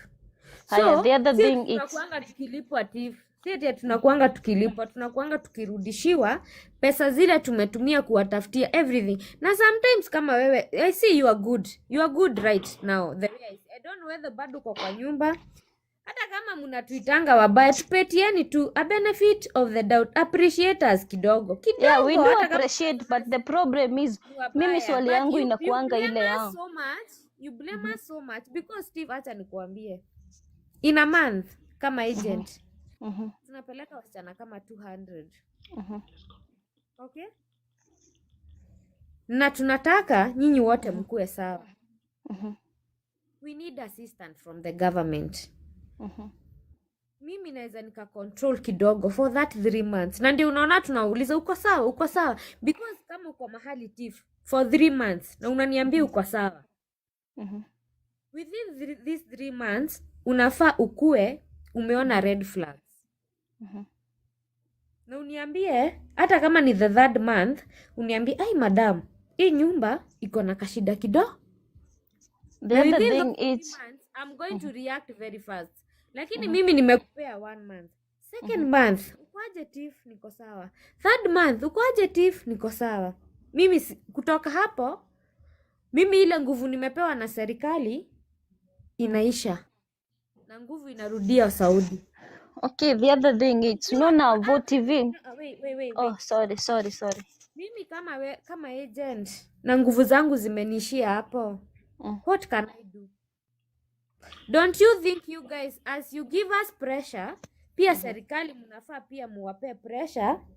Juu sisi How can tuko- we reach the government? You are the one who's supposed to reach the How? government. How can we Kadama How reach the can you government? guys the government? We have tried, but if we cannot do it on our own, we need you people to also join us as part Okay, of kama nyinyi, this okay, initiative. can I inject? Yes, Kama nyinyi inject. ambao mnawapeleka hiyo Saudia na hiyo Gulf, you are saying you have no power over the government and they're not even helping How can you. I How do Kadama? you expect a lady from Nyamira who doesn't even know anything, ambaye aende apigie, where are they going to start? Some can't even write emails. Can't even read, some can't even read or write. Let me ask you, does you putting the blame on the agent help? So in other words, Ruth, we are fucked at that point. We are fucked. We are all fucked. The Thank you Kadama very is much, fucked. Steve. The Everybody agent here, is ameona. fucked, and Thank you. we are fucked. And we all need to get the government in order. We need representatives. That's all we are asking for. We need representatives. You are the responsible to go for the government, not to be Kadama. How can we are I not root for responsible. Kadama? We are not responsible because we are not in Saudi. Then why should you be responsible? Hata ukitaka We are kunileta Saudi, you should not be responsible in responsible to paying. me even if I'm in Kenya. Nope, Why are you traveling to Saudi? I need to work. Then you need to make sure you are also safe when you are there. How can you make sure we are safe yet you said we are all fucked up? It doesn't Talk make to any the sense. government. It is How can not I me. talk I'm to not the the government? How can I reach the government? Unaona mimi nimevaa dera. Sasa mimi nitakusaidia aje? Okay. What TV, you got the statement now, what I was complaining about? Yes. Thank you. It is Thank you. You have already shown up what I was saying. don't blame. Unajua nyinyi mnakuanga na selective hearing. Yani nyinyi mkiulizwa, you want to take all the weight mumwagilie agent. Okay, the other thing was, mi We nilikuwa try nimeuliza every swali. day. Hata mimi to come to this life, it has taken me a lot of my energy and a lot of my sacrifice. It's a lot to come to this. Okay, let me life. say this, You and need I'm to sorry. understand that it is not only the agent that needs to be blamed to whatever sometimes happen to our girls. We love our girls. Siwezi nikaenda nimtafutie passport. Kuna wale wako sawa. That is our wish. Kila mtu akue sawa. Okay, let me say this, Ruth. Next time, We, try to secure your job, please. Don't try to come and talk here something which will ruin your job. Because for now, mi siwezi advise mtu wako hapa akuja kwa Ruth that he is an agent. We have already shown up, you are a failure. because I'm saying the truth. You want me to lie? All the best. What is the Bye. difference What TV? between Thank me you. and other agents? Thank you. Because Chief. you don't know how to explain yourself better, so as we can understand you more. So what have Unajikula I na not maneno explained? yako. Unajikula na What have I maneno not yako. explained? You want me to Unajikula lie. na You maneno want me yako. to I don't lie want to you to you. lie. I want you to talk the pure truth. I've told you the truth. We don't Jielewe have any kwanza. power. We don't have any power to help you when you're in Saudi. That is the truth. The fact is, mind your words when you come to talk to us, Kadama. Mimi ni I'm Kadama, telling mimi. you, Yeah. when you are in Kadama and you are in Saudi as an agent, past 3 months, I don't have any power. It's upon the Kila mtu government of amesikia. Kenya when you have a problem to help you. What do you want me as an agent to do? I don't have any power. So why should can you I take inject? that responsibility to take at Kadama and Saudi Arabia, yet you don't have that Because the audacity government to has face the promised government? me. Then you should drop to Because- your work, Kalas. Let me answer you. Because the government has promised me their labor representative. Is that what they call them? Okay, Labor how did they attache. promise you? How Labor did they attache. promise you? It's a labor attache. What did they It's a call labor them? attache. It's a labor attache. And the problem is, Yes. let's go back to, and actually we had this at the beginning. The problem is in Saudi Arabia, in Kenya. I don't like the way Tiff. Wait. Go- Let me go make kidogo, something mami. straight here. Let me make something straight here. TV is telling me that I don't know what I'm saying. I mean, you are not going to advise anyone to come to my agent. Let me make something clear here. I'm going to be very clear. I'm saying this. After 3 months, it They're on is their own. according to the government promises, the government agreements, that me as an agent, I don't have any power. And after 3 months, and Nelson, you have said it. They said they are labor attaches, right? And Kenya has only one. They said they are labor attaches in Saudi Arabia, that they are going to handle cases. How? Why are you asking me? Me and Nelson, we have the same memory of what the government said. Why do you want Thief. to Listen, always kill the listen, agent can I give you all a story? the time? I mean, All the at this time, point, unaona agents ni wanyama. Goja, Ruth, kuna agent wanyama. Kuna Let's not wengi sit here sana. and sugarcoat. You see Kuna now, Nelson, agents. you see where Ruth, my anger is coming from. Like you this speak thief on your own.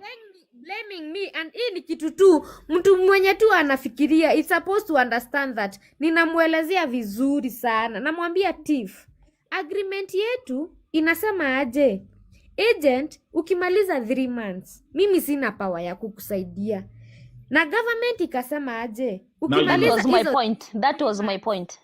That was Kila my mtu point. ambaye yuko Saudia, and that's it. Ruth, clarify your part. Thank you very much. You know, we are running. We have a very straight system here.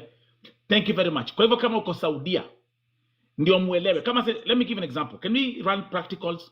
Ruth, before upande, a lady came here from Kenya.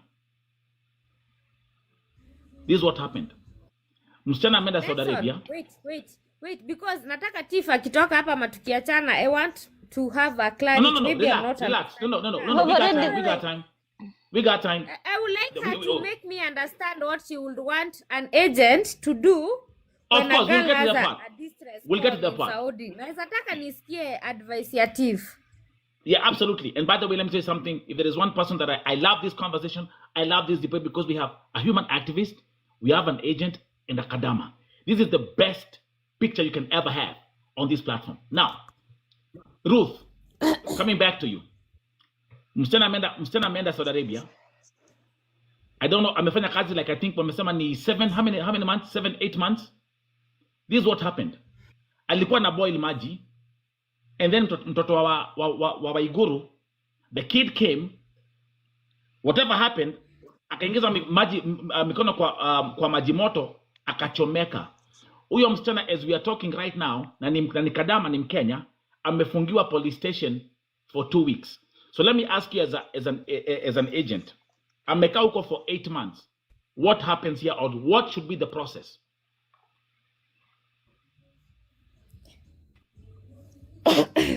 As I said earlier, the agent responsibilities ends at 3 months.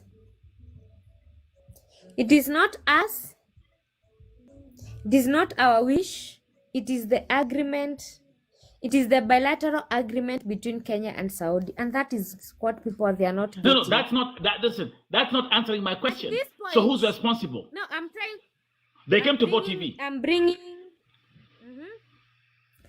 the government labor attaches, and the government, no, the Kenyan government attaches in Saudi Arabia, and the recruitment agency in Saudi Arabia.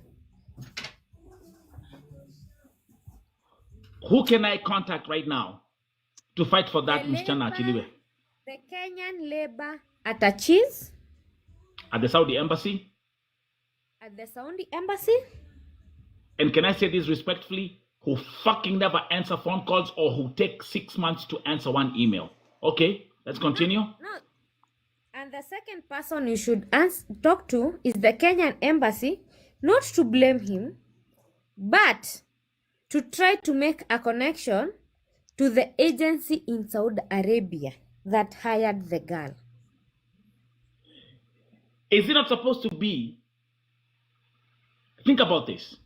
We have a victim, the agency in Kenya, which took that victim to Gulf, calls the office in Saudi Arabia and says, hey, there's this lady, and I to a Tiff, let me use Tiff as an example. She's going through some stuff. Can you intervene in her case?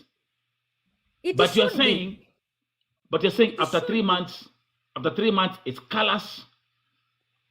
Mushajiondoa, and the ladies now, they can now. Nelson, it should be. But As an it's not. agent, I should have the power. Hata nikipigia askari wa Saudi hivi, nimwambia there is a girl somewhere, akona shida. They should Confused. be able to react to my call as an Kenyan agency. But they don't. Vote TV, This thank is the you for truth. your time. Bye. Okay, thank you, Tiffany. And I'm gonna pick up. We're gonna be listen, guys. Make sure you pick one guest at a time. This is a very interesting conversation. Kama wewe ni kadama uko Saudi Arabia, take these notes. Na kama wewe ni kadama na uko Kenya, answer. wait. Kama wewe ni kadama uko, you are preparing to leave Kenya to go to Saudi Arabia as well, because you are traveling in large numbers. A lot are leaving the country because economy ya Kasongo imewaramba. A lot of these girls are going there. Take these notes too. It's an eye opener. Can I answer the question that you asked me? Sure. You asked me, isn't it not the responsibility of the Kenyan agent, right? Should it not be? That should be like that would be the system that can end That is this how it is. oppression by 90%. Nelson, when I came here, I told you I appreciate your platform because you do the things we as agents we are not able to do. Thank you. And the difference is, We and you, don't have the power. and you know what? Because And you even know what, right Ruth? now, if a girl is in distress and I call Let's a open Saudi your camera. police, okay, Yeah. and I tell them, Yeah. hey, there is a girl who has been burnt. Can you please go there and do this and this? I'm a Kenyan agent. I brought this girl to Saudi. Can you please go there? Nothing is going to be done. Ruth, next month, blessed ufungue kamera kakware ama nikupeleka Shakahola. Let me say this. Ruth, we are actually tomorrow, Vote TV turns 10 years.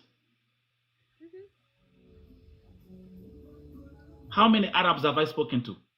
Begging them, fighting with them.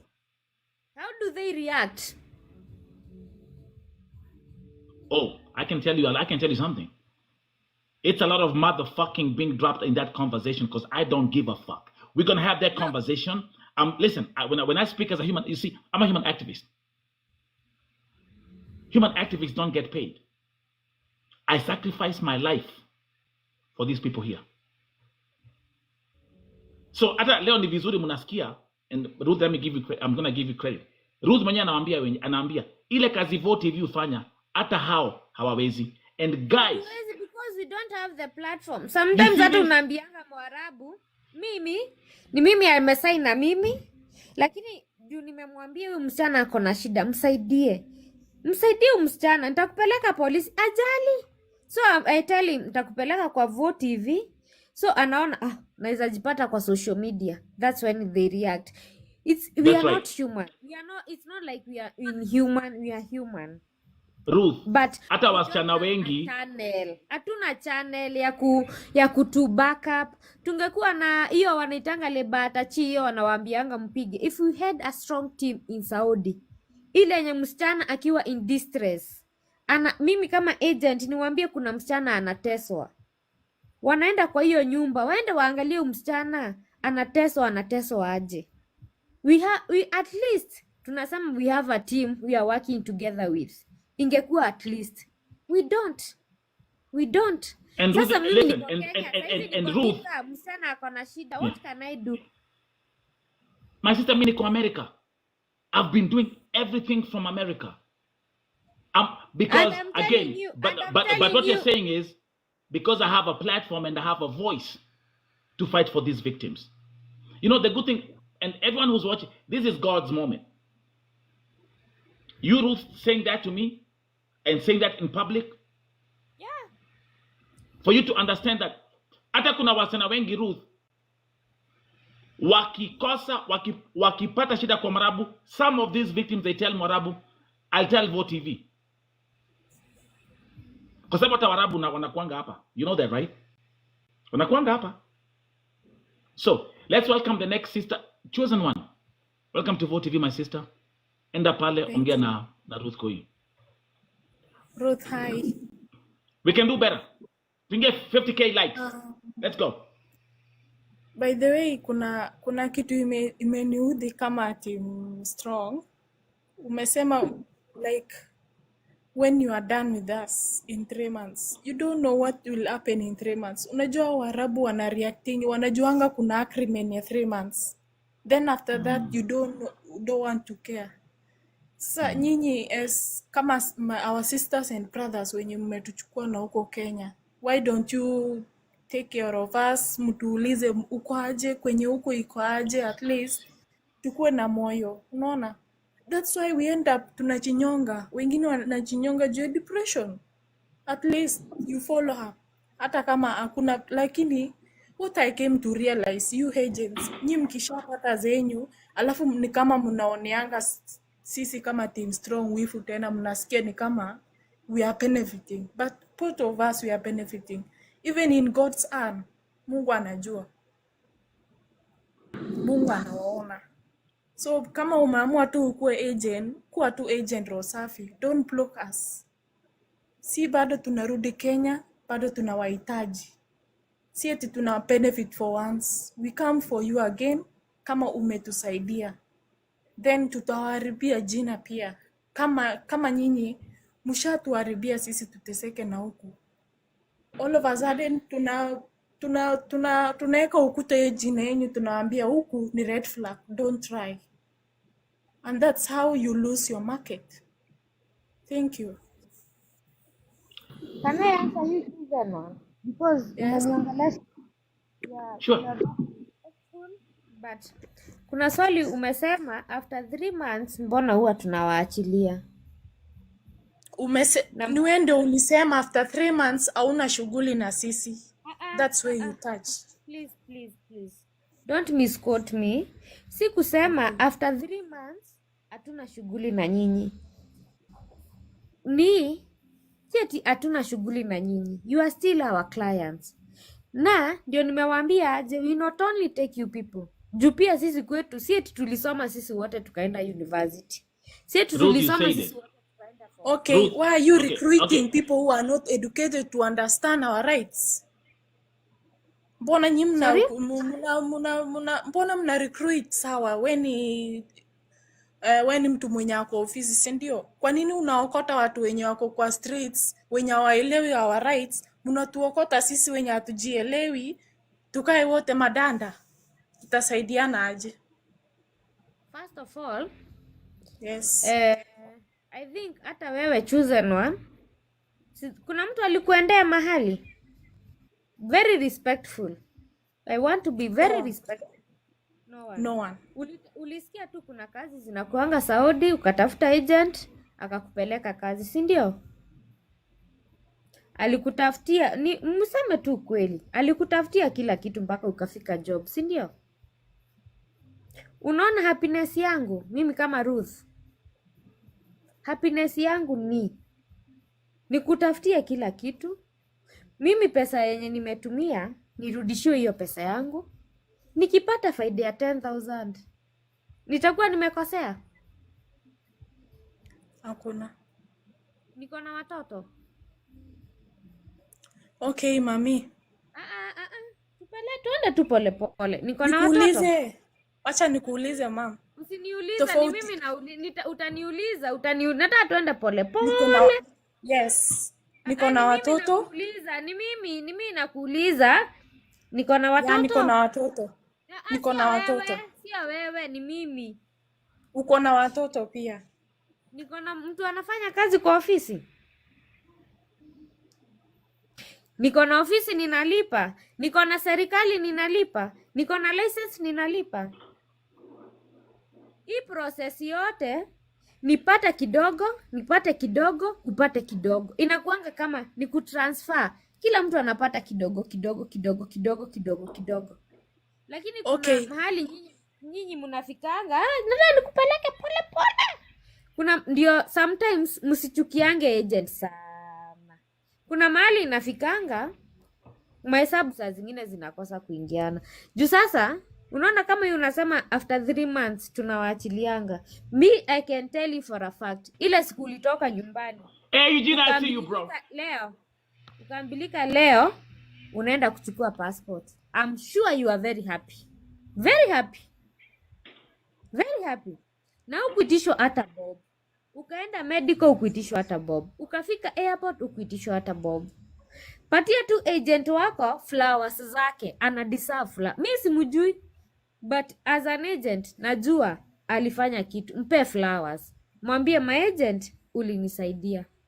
Na mahali hakukwenda vizuri. Okay, wacha nikukate. Obvious in 3 months tunawapeanga ile ya kusema enyewe amenisaidia. Lakini after that hapo ndo nyinyi mnajikata na sisi ushakula yetu mna move on. Kukula yenu unamaanisha aje? Aya, kuna tofauti ya agent na kuna tofauti ya broker, si ndio? Broker amenipata kwa shamba yangu akanitafuta. Na wewe agent kuna ile responsibilities yako lazima uifuatilie. Yenye unaniambia nilikulazimisha unitafute. Kwa nini mko na mabrokers? Then you talk like that. Sasa choose na nitakutoa wapi na uko Kisii? Na niko Nairobi. Okay, it's her business and you have to take care of your sister. Unajua kwenye umepeleka sister yako lazima uifuatilie vile kunaenda. Thank you. Lakini mom, when you come here you come with a valid questions. At least tusaidiane. Nataka tutoke hapa tukiwa friends Na Ametoka haraka sana hata sijamaliza kumuexplainia. Let's welcome now because we have people who are watching. I mean, Vote TV is watched worldwide. You got my folks, Vote TV USA, Vote TV Europe, Vote TV Gulf, Vote TV Africa, and Vote TV Australia. Now, let me welcome my brother Eugene abroad. Eugene abroad. I'm going to also. I don't know whether if you are at work. My brother Eugene abroad is in the USA. Questions to Ruth Twendele. So Ruth, how are you doing today? I'm good, doing good, Eugene. How are you? I'm good. I'm good. So Faith, you are an agent, right? Yeah, Are you registered with the government? I am. So the government know what you're doing. Exactly. So you have a record of the people you have taken to different parts of the world. Not only me, even the government, she does. No, now we are talking to you, not the government. She does. I do, yeah. Yeah. So have you so which country have you taken these people? Just if you can mention 3. Saudi, Dubai, Qatar. Saudi, Dubai, Qatar. Have you been to Saudi? No. Have you been to Qatar? You have been to Qatar? And you have been to Dubai? No. So have you ever visited any of One your... have. So you said you have been to Saudi, right? Qatar. Qatar. Not been So to Saudi, I've been to Qatar. Yeah. so you have there are clans that you have taken to Qatar, huh? Mm. Have you visited any of your clans? No. Why? I went there before my recruitment picked up. I went there before World Cup. So you went there before you started taking our girls or our people to Qatar, right? Yeah. And Eugene, by the way, just to add on what she's saying, she's actually even now gonna start taking people to Romania. Just Yes. FYI. Okay, And so she has I never have been to already Romania. applied for my Schengen. So tutakuja live vote nikiwa Schengen. okay, for taking people to Romania doesn't matter. What matters is the standard. What matters is the standard of people in Romania. If she has been there and she's taking people where she has been, you know, you can't take me to China. Same thing I said, but continue. You I want can't to, Ruth, and listen to all these different opinions. Let's continue. Yeah. You can't take me to China. I'm very open-minded, actually. You can't take me to China if you have never been to China and you don't know the kind of life and standard people are living there as workers. Fact. Okay. Facts. Yeah. So Ruth, let me ask you: if you see the girls that are coming up through the guest, what can you tell by their face? They look well fed. They look Well fed. They look amazing. They look beautiful. They are beautiful girls. But they have this anger. They have this anger mostly directed to the agents, but they don't have they don't have from anger. themselves, because they don't look that they are suffering or anything. Let me but correct just you. have this intense anger. Let me correct you. They don't have anger. They are frustrated with the situation. Agencies like you didn't inform them earlier before they were took where they took them. Because I heard you mentioning wewe unakula 10 yako ukitengeneza 10, hiyo ni mbaya. You know, you can't compare somebody's life and somebody's mental health with 10,000 that you are making at the end of the day. Just for the correction, the husband clarified. The husband clarified how they get paid at the commission, and the husband said they make a profit of 20,000 per kadama that they take. Just for FYI, continue. So Vod, can you compare 20,000 with someone's life?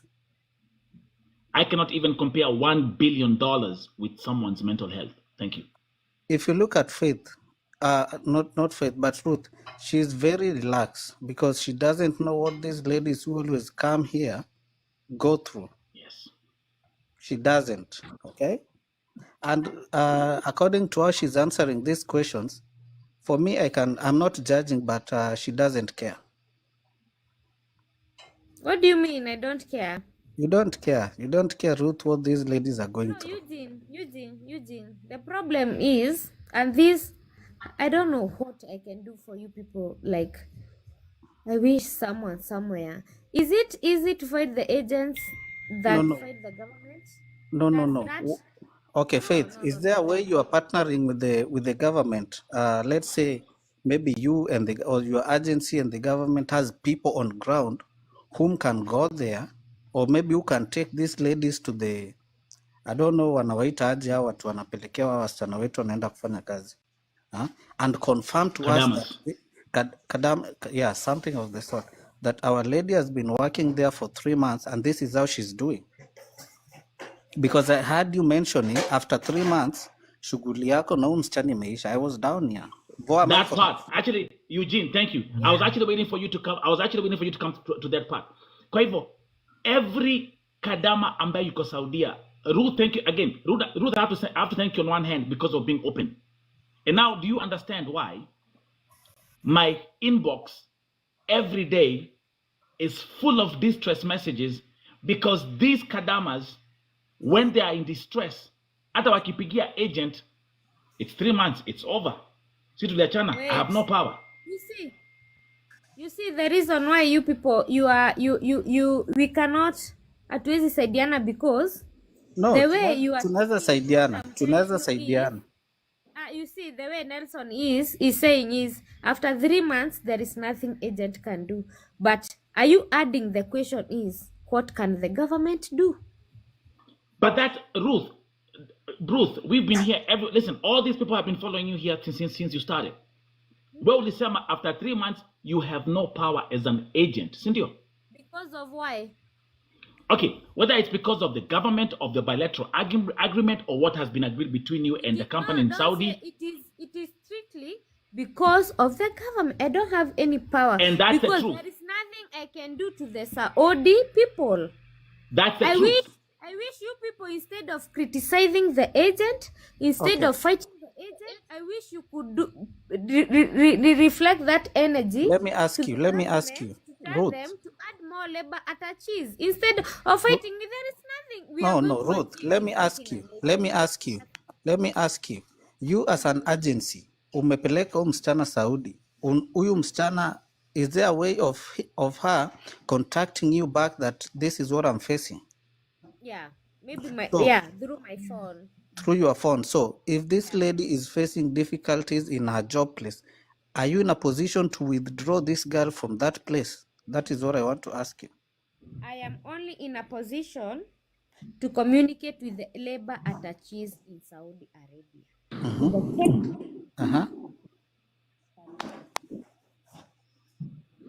So why are you not in a position to withdraw your client from an good condition where she's working? Because you were the one who took her there. Through you, she got to Saudi, Qatar, or wherever you took them. Okay, why are you not in a position to just make a call? Listen. Why are you not in a position to just make a call and tell them, I need my girl withdrawn from that employee? I am in a position to make a call to the labor attaches in Saudi Arabia, but I am not in a position to make them react. I can call. We usually call the police. We usually call the labor attaches. We usually call the embassy. Okay, another question. React. Why are you not in a position to make them react? Because you have that power as an agent. Which power? Like, what can I do to make them react? Okay, so what do you always do to make them go to Saudi? Because they are from they are foreigners to that country. That we are given by the government. So why are you not holding the government responsible in all this process? Why are you not holding the government even a single? Because we know our government. Now it's you. If me and you and another person, we decide to push, even if I call the labor attaches, They are paid to stay there and to solve this girl's problem. So the I other can call person, them 1,000 times. the I other can call person. the embassy 1,000 times. Even if I call them and they don't react, what else can I do as an agent? So have you Okay. ever? Actually, Okay. wait. Actually, wait. Everybody, wait. So have you ever? We're gonna go by order. Faith, Ruth. These are foreigners. They are our people, and they went to another country. They are foreigners, now workers. And the most unfortunate part that you mentioned, that I'm still not getting it clear, is that after 3 months, there's nothing you can do. Yeah, Is absolutely. it an agreement that you and the lady whom you took to Qatar signed down that after 3 months mimi na wewe hakuna kitu tutaulizana, or Absolutely. is it just a decision from the agency? No.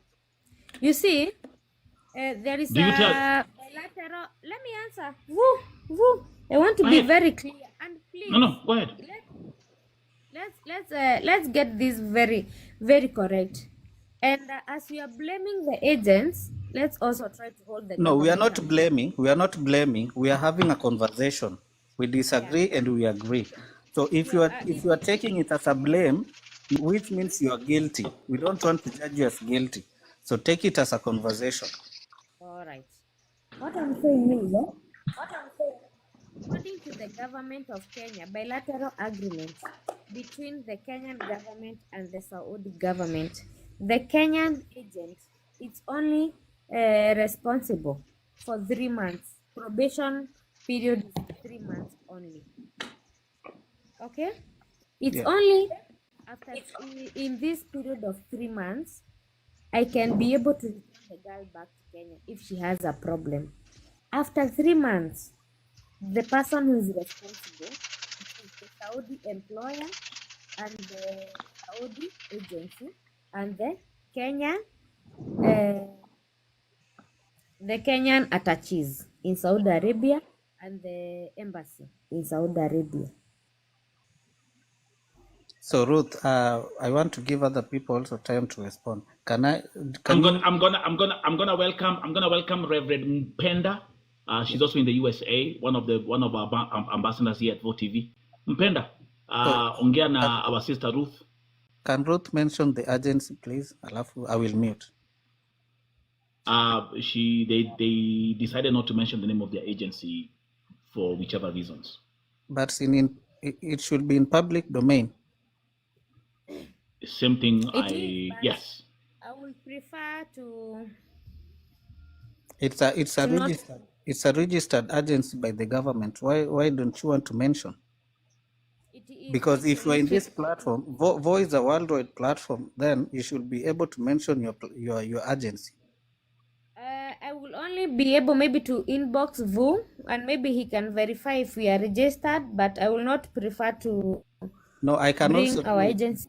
I can also do that here. I can verify if the agent.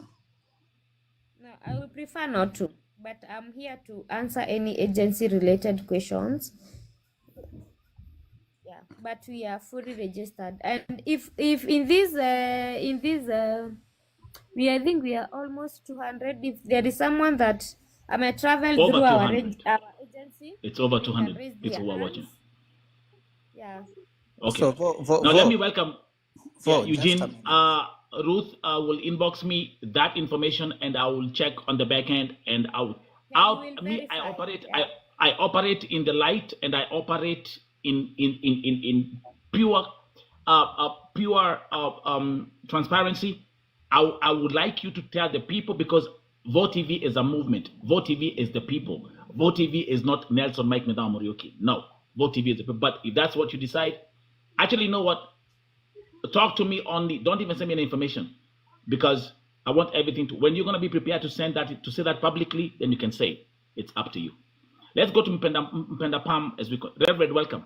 Thank you so much, Vote TV. I got discouraged a little bit. And the reason why I got frustrated is because I was getting pumped up. I was getting mad at every word the truth said. The reason being, Vo amebakia ndio agent ya watu ambao wanaenda Inje.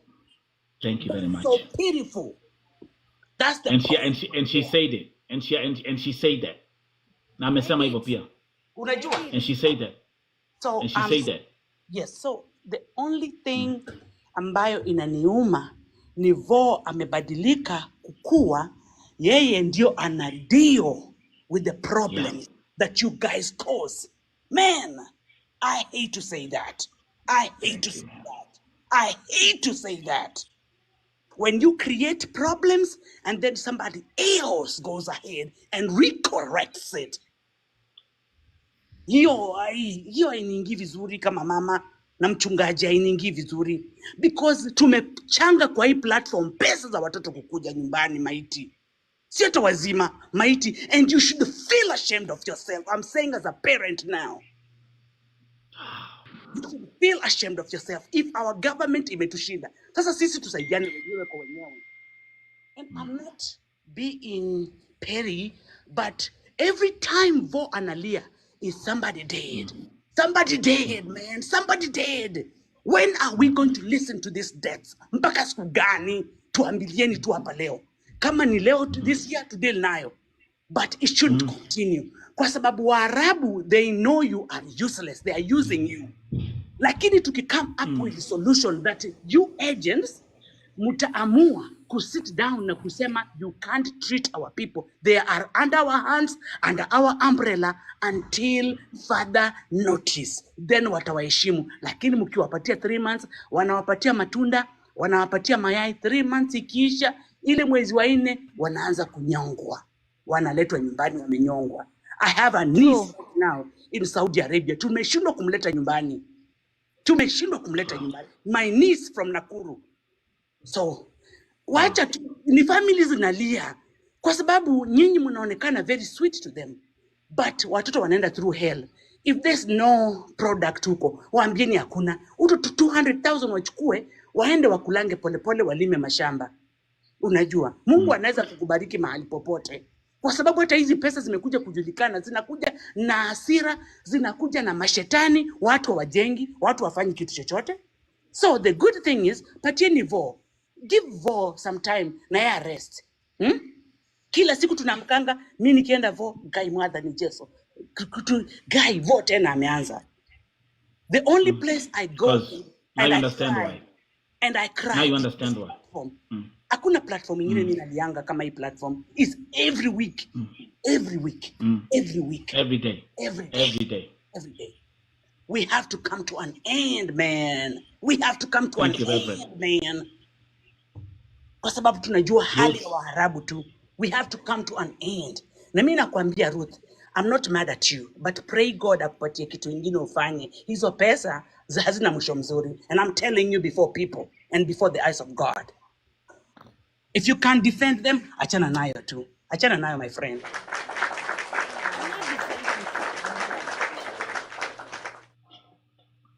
I am not defending them. I am not defending anybody. All we do as agents, even in our WhatsApp group, we only push for the government.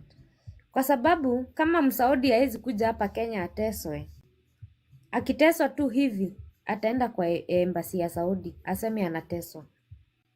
Kwa nini wasichana wetu wakitesewa Saudi hawezi enda kwa Kenyan embassy wasikizwe? I wish you people you can understand us. The pain you have is the pain we usually have. But we don't have any power. Instead of castigating us, fighting us, cursing us. I'm not. I want to say something. I'm not cursing. No. I'm just saying. I'm just saying that if you can't do and help people out, achana tu nayo, my friend. Wait. We believe as an industry, we have played a major role in the society. A very major role. But we are always downsided. Nobody sees the good side of the agents. Nobody. Everybody sees the negative side of the agents. If you have one case and you have 200 successful cases, this one case wanga inafunika the 200 successful cases. I believe the people working in the Gulf country wamepelekwa na agencies and they have played a very major role in our Kenyan economy. We are not perfect. We are not perfect at all. Not all of us. Some of us we are good agents. Na wengine wetu sio wazuri. Don't curse us. I'm not cursing anybody, but unajua vifo vimeenda juu. Subiri. And the problem is, why do Have you ever encountered the positive side of people working in the Gulf? Listen, as a mother, wewe uko na roho ingine, mimi sijui kama uko na roho ya mama. Ukiona maiti ya kwanza, uone maiti ya pili, uone maiti ya tatu, uone maiti ya nne, uone maiti ya tano, uone maiti ya sita, hautasikia mahali kabisa kama mzazi. I feel, na ndio nimesema aje, I acknowledge. I don't know. I'm just going. I acknowledge your feelings. I acknowledge your Thank you. points. I acknowledge your points and I acknowledge what you are saying. But we cannot win this fight through fighting one party. We cannot win this fight through fighting agents. We can only this fight of oppression through pushing the government. Waeke zile policies zinafaa to protect any Kenyan working outside the country. It is not the Kenyan agent responsibility. Okay, my question was, Kwa nini? Tunakuanga na embassies kwa Chief, nini? Mama Africa, Kwa nini Msaudi akikuja Kenya? Nelson, kwa nini Msaudi akikuja Kenya ateswe? Kwa nini anakimbililianga embassy yao? Kwa sababu anaweza saidika. Ni Wasaudi wangapi uteswa Kenya? Ndio nasema aje. I'm giving an example. Msaudi akikuja huku saa hizi afanyiwe anything, aende embassy ya kwao, that case will be taken very serious. But Ruth, let's be honest. You people, you like diverting the attention. Na sasa that's why we are never going to solve these problems because you are diverting this problem to the agent. Sasa mimi nitafanya aje? Tell me what you want as an agent to do. Ruth, kuna kitu kwa amesema. Sorry, kuna kitu Reverend amesema. I'm here. Wait. I just want to mention this. Nelson is here every day fixing problems that were caused by agents. Is that accurate? Wait a minute. It's not accurate. Have I ever taken any Kenyan to the Middle East? The problem is that problem was not caused by the agent. The problem was caused by the agent, the client, and the government. So let's actually expand that statement. Nelson is here fixing government fuck-ups. Nelson is here fixing agent fuck-ups because you have no power, right? Help us get the power. If you fight us, how is that going to help us get the power? When will we win this fight? You know, When will you Nelson, win this fight? right now, if there is a girl that is suffering in Saudi, I'm supposed to just even have a button in my phone I can click and immediately malebatachi wanaenda kwa hiyo nyumba. But that is the power we need as the agents, but we don't have. So fighting us, cursing us, telling us we should leave this job because da da da da da da da da da. How is that helping? Nobody is cursing you. We are having a very open conversation. That pastor that was here, she cursed us, saying this is not this job is cursed. She didn't curse you out. You see the negative side. Lakini ukienda uko manyumbani ushago. Many people are very successful. Hata watu wenye wako kwa hii live, wengi wao wako na savings, wengi wao wamenunua mashamba, wengi wao wamejenga. Courtesy of agents. Don't only see the negative side. Check the positive side. If we fail, where we fail, help us. So that to make our job better. Don't fight us, don't curse us, don't blame us. Kwani msibebe wa agent kama ni wanyama. Juu pia nyinyi kwenye unko simulipelekwa na agents. Are you people not working? Saizi kwa accounts zenyu, hamuna pesa kwa hizo accounts zenyu. mahali mnaona tunaanguka kidogo, tunawaambia hii part serikali imetuangusha kidogo. Can we work as a team? Pahali tunaitisha nguvu ndio tuweze kuwasaidia, si mtu support kidogo. If you fight us, tutasay you as On applicants, you are that fighting point, us. excuse me, Mwarabu excuse me, anatufight. Ruth.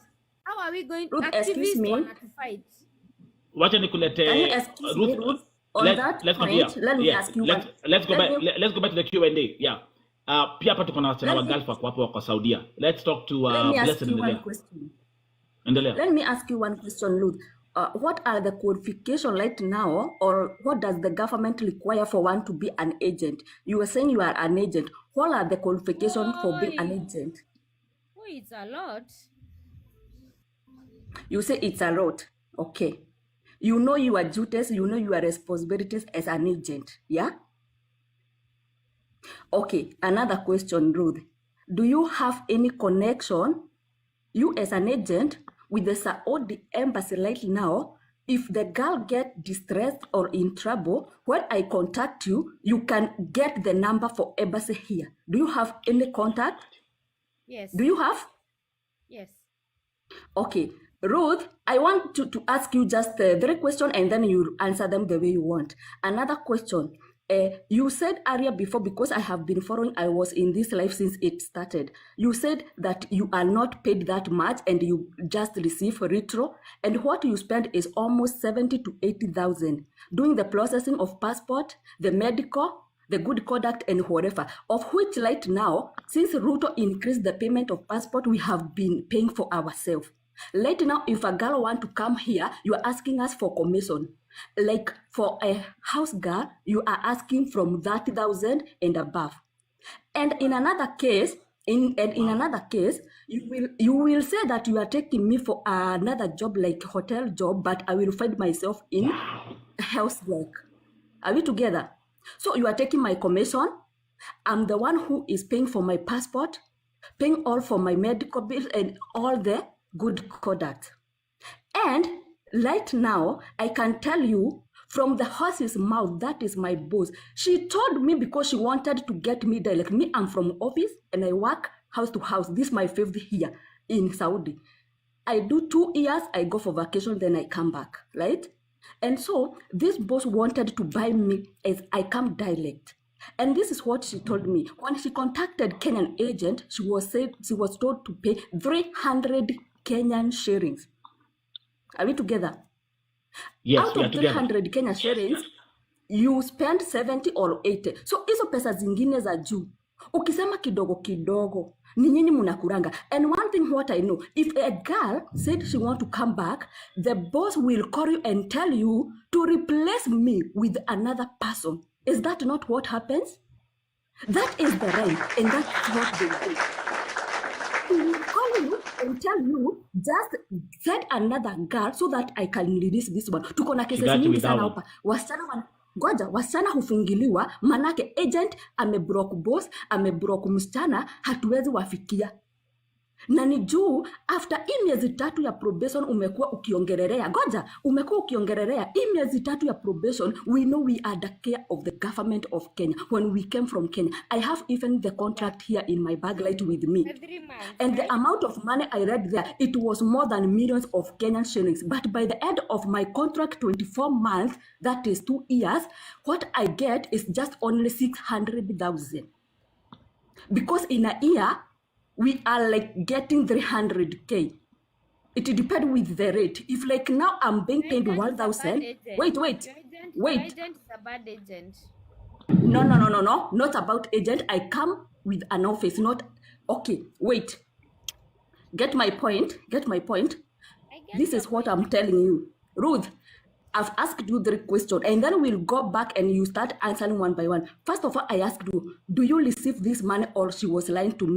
Mahali mnaona tunaanguka kidogo, tunawaambia hii part serikali imetuangusha kidogo. Can we work as a team? Pahali tunaitisha nguvu ndio tuweze kuwasaidia, si mtu support kidogo. If you fight us, tutasay you as On applicants, you are that fighting point, us. excuse me, Mwarabu Ruth. anatufight. How are we going Ruth, excuse activists me. wanatufight? Wacha Can you nikulete excuse me, Ruth. Ruth? let's continue. let me Yeah, ask you let's go let back. me- Let's go back to the Q&A. Yeah. Pia hapa tuko na wasichana wa Let me- Gulf wako hapo wako Saudia. Let's talk to let me ask Blessed. you one Endelea. question. Endelea. Let me ask you one question, Ruth. What are the qualifications right now, or what does the government require for one to be an agent? You were saying you are an agent. What are the qualifications for being an agent? Oh, it's a lot. You say it's a lot. Okay. You know your duties, you know your responsibilities as an agent. Yeah? Okay. Another question, Ruth. Do you have any connection, you as an agent, with the Saudi embassy right now? If the girl get distressed or in trouble, when I contact you, you can get the number for embassy here. Do you have any contact? Yes. Do you have? Yes. Okay. Ruth, I want to ask you just 3 questions and then you answer them the way you want. Another question. You said earlier before, because I have been following, I was in this life since it started. You said that you are not paid that much and you just receive retro, and what you spend is almost 70 to 80,000 doing the processing of passport, the medical, the good conduct, and whatever, of which right now, since Ruto increased the payment of passport, we have been paying for ourselves. Right now, if a girl want to come here, you are asking us for commission. Like for a house girl, you are asking from 30,000 and above. And in another case, in another case, you will say that you are taking me for another job, like hotel job, but I will find myself in house work. Are we together? So you are taking my commission. I'm the one who is paying for my passport, paying all for my medical bills and all the good conduct. And right now, I can tell you from the horse's mouth, that is my boss. She told me because she wanted to get me there. Like me, I'm from office and I work house to house. This is my fifth year in Saudi. I do 2 years, I go for vacation, then I come back, right? And so this boss wanted to buy me as I come direct. And this is what she told me. When she contacted Kenyan agent, she was told to pay 300 Kenyan shillings. Are we together?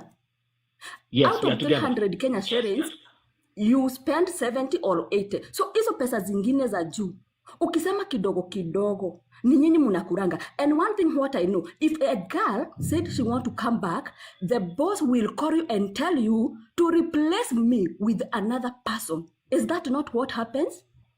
That is the right, and that's what they do. He will call you and tell you, just get another girl so that I can release this one. Tuko na cases got you mingi with that sana one. hapa. Wasichana hufungiliwa, manake agent ameblock boss, ameblock msichana, hatuwezi wafikia. Na ni juu after hii miezi 3 ya probation umekuwa ukiongelelea.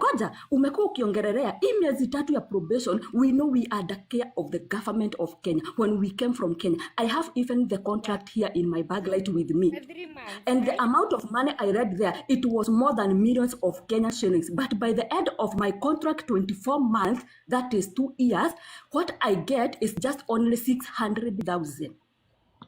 Because in a year, we are like getting 300K. It depends with the rate. If like now I'm being paid Your agent is a bad 1,000. agent. Wait. Your agent is a bad agent. No. Not about agent. I come with an office, not... Okay, wait. Get my point. I get This your is what point. I'm telling you. Ruth, I've asked you 3 questions, and then we'll go back and you start answering one by one. First of all, I asked you, do you receive this money or she was lying to me? I want to hear it from you. Is it true? Is it true? 300K. 300K Kenyan shillings. That is 10,000 riyals. Is it true? For you to go to work. For Yes. every girl who is... For every Kadama who goes to Gulf, Ruth, For every single girl who is come 300,000 here... shillings. Listen. It's on the contract. Bro. Listen, for every girl, you are being paid 300 Kenyan shilling. 300,000 Kenyan shilling. Is it true or false? Can I answer that? Yes, I want to know, please. I want to answer you not only out of hearsays, but only through a contract. There is a contract that called Nelson knows a system called Musaned. That Musaned, it has an agreement between the Saudi office and the Kenyan office. It is not 300, my darling. It's not 300. It's how much? Tell me how much. I'm not going to tell you, but it is not 300. Wait. Start there. Be open. Wait, I wanted also to know.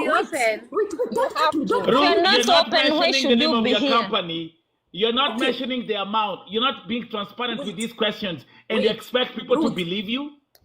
I just These want people- like Nelson, let's be real. Let's be I real. have not If finished. anybody is accusing me of anything, I'm going to be transparent. But these are drilling questions. These are No. a bit personal. So Listen. Why should they tell be you- personal? Wait, open. Ruth, I wanted to know whether Ruth, mimi nilikuwa nataka kujua kama kafiri wangu huwa ananidanganya ama ni ukweli. Thank you, Listen, Blessed. Thank you, Blessed, by the way. Nani, Thank you, Blessed, by the way. blessed. wait, Ruth, Blessed. please. Blessed, goja. We are not arguing. Nataka uniambie aje, Blessed. Listen to me, I finished. This is what she told me. Instead of getting a girl from Kenya, listen what they told us. And in fact, they say, instead of getting a girl from Kenya, she would rather prefer to get one from Philippines. Why? Because when she does my valuation, I'm more worthy, more money to get one girl from Kenya, that is 300K. From Philippines, she will spend about 18 Until to you got some noise, 20,000. but wait. You know, that was her explanation. From Philippines, she will get a girl with 18 to 20K. That was first boss. Then I go to another house. Me, I do move house to house. So far, I have so many houses I've moved. In another case, I worked for that madam for 6 months, and she got interested with my work. And then she decided to ask me one day whether I can go exit from the company. I go with the exit and then come back direct. And then I decided to play a fair game with her. And I asked her, if you pay me more, if you add more me salary than what I'm getting from the office, yes, I will do. But I was just wanted to know what he is running in his mind. Listen to what he told me. After how many He months? first called my office. Listen, he first called my After how office. many months? 6 months I was working in her house. He called my office and he wanted to buy me. And then the office asked for money and she was told 30,000. And I was already almost finishing my contract of 2 years with the company. Tell me why you are denying. That's why I wanted to know. Sasa ni wewe agent mwenzangu wa Mkenya unanidanganya kama ni kafiri, nitaamini nani? Sasa my dear, acha nikuulize. Acha tu nikuulize. Acha nikuulize tu swali nzuri kabisa. Haki saa zingine mnatuchukianga bure. Sasa umemaliza 6 months. Kabisa. Ofisi Be serious. La, sijasema nimemaliza. serious. Nilikuwa nimebakisha 6 months nimalize contract. That's why alikuwa anataka niende na exit ndio nirudi. Acha Me, I've been here nikuulize for my 6 dear. years, Acha not 6 months, my nikuulize. dear. Acha nikuulize. Hii time yote ni contract tunamaliza. Kabisa. Na hata hakuna mali agent wako umenitajia. Agent wangu akasema. Hii mambo yote. Goja. Swali zilikuwa kwanza kama hiyo pesa ulikuwa unakataa hakuna pesa mnapokeanga. Swali ya kwanza ilikuwa mnalipangwa 300K. Goja. Sisi my dear, mimi sitawadanganya. Sita nijibu. agent, kama uko na connection yoyote nikipatwa na shida mimi nikupigie, unaweza nipa hizo namba. In fact me as a kadama nimejishughulisha, niko na namba zote za huku. Even that namba zenye ulikuwa unasema ati za human labor. I have that one for embassy. Mimi kwanza mwenyewe Wanawasaidianga. Do they help? That's not a question for you to ask. Wewe unatakana ujibu hiyo. Ati mko na chuki na sisi wewe Travel Elizabeth. Queen, I'm welcome. just asking a question. I might even need these numbers. Do they help these girls? Wait, let's go through. Nikuambia nilizipata aje na kwa nini nilizipata na kuriada aje. Mimi agent mwenye nilikuja na yeye since 2020 corona vile ilisha nikaingia Saudi. Walai mpaka siku ya kwanza yenye mimi nilimtext hi, hakujibu. Na ni salamu. lakini kuna broker mwenye aliniconnect na yeye, na huyu broker sana sana sisi tukipata shida, our mabroker ndio they reach out to our families, not you agent. You call yourself agent, not you. I respect my broker. She even call me. She asked me, how are you doing? Huwa tunaongea like everything I want. Na mimi nikipata hata msichana, I better connect her to broker. Akuje sasa kama kuna kitu anakuranga wakule. Siwezi mpea namba ya agent direct. So, listen, agent, mimi siwapigi. Na Ruth uache kutuona kama tunawapiga, but we are talking the truth. Tuelewane. Lakini hata nikuuliza Blessed. Hata nikuuliza Blessed. Unaona broker? Hata nikuuliza Blessed. Blessed kidogo tu. Kuja na mashida. Just a minute. Umesema broker wako anafikianga agent wako. Si ndio? No, ni mimi, broker wako. Mimi. Umesema broker wako Tunaongeanga na yeye. If you have a problem anafikia agent wako, si ndio? But ukasema sisi kama agent. We, don't put words in my mouth, please. Don't put my words. Ama naongea haraka hunielewi, hunishiki. Mimi nimesema je, unisikize. If you're not, kama utaendelea kuniongelesha hivyo, I'm not going to have this conversation. Be polite kwa sababu I'm very polite. Wacha nikwambie, you better change your attitude kama wewe ndio umekuja ukatuambia wewe ni agent. Please. The fact that I'm an agent, it is not a part. It is not a part at uniongelesha venye unataka. Be very mindful of your words and be very kind. I can tell you, they are not telling you bad.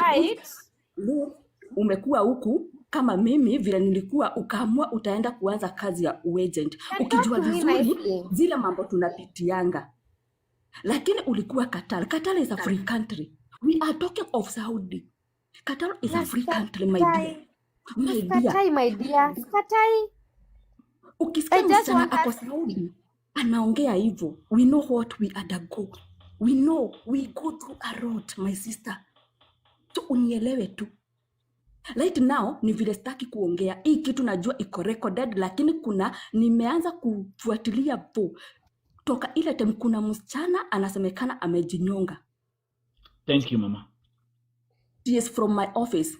In Facebook, I followed you and I recorded that. The interview.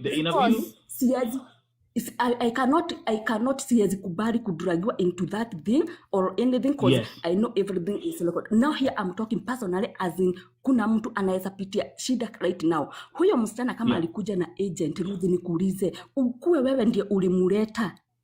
Alafu tukupigie simu tukuambie fulani ako katika hii hali na alikuja na ofisi. Step ya kwanza yenye unaweza chukua ni gani? Please, as an agent. And actually say after 3 months. Can I answer? Let's say it's after 3 months. I want to get that part. Mambo ya probation usinitaje.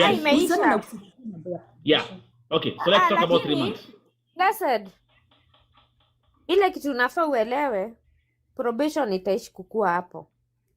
Kwa sababu hapo ndio unaona kale kamukanda, kauniko kamukanda kakwa. Hiyo ndio kamkamba mimi ushikilia.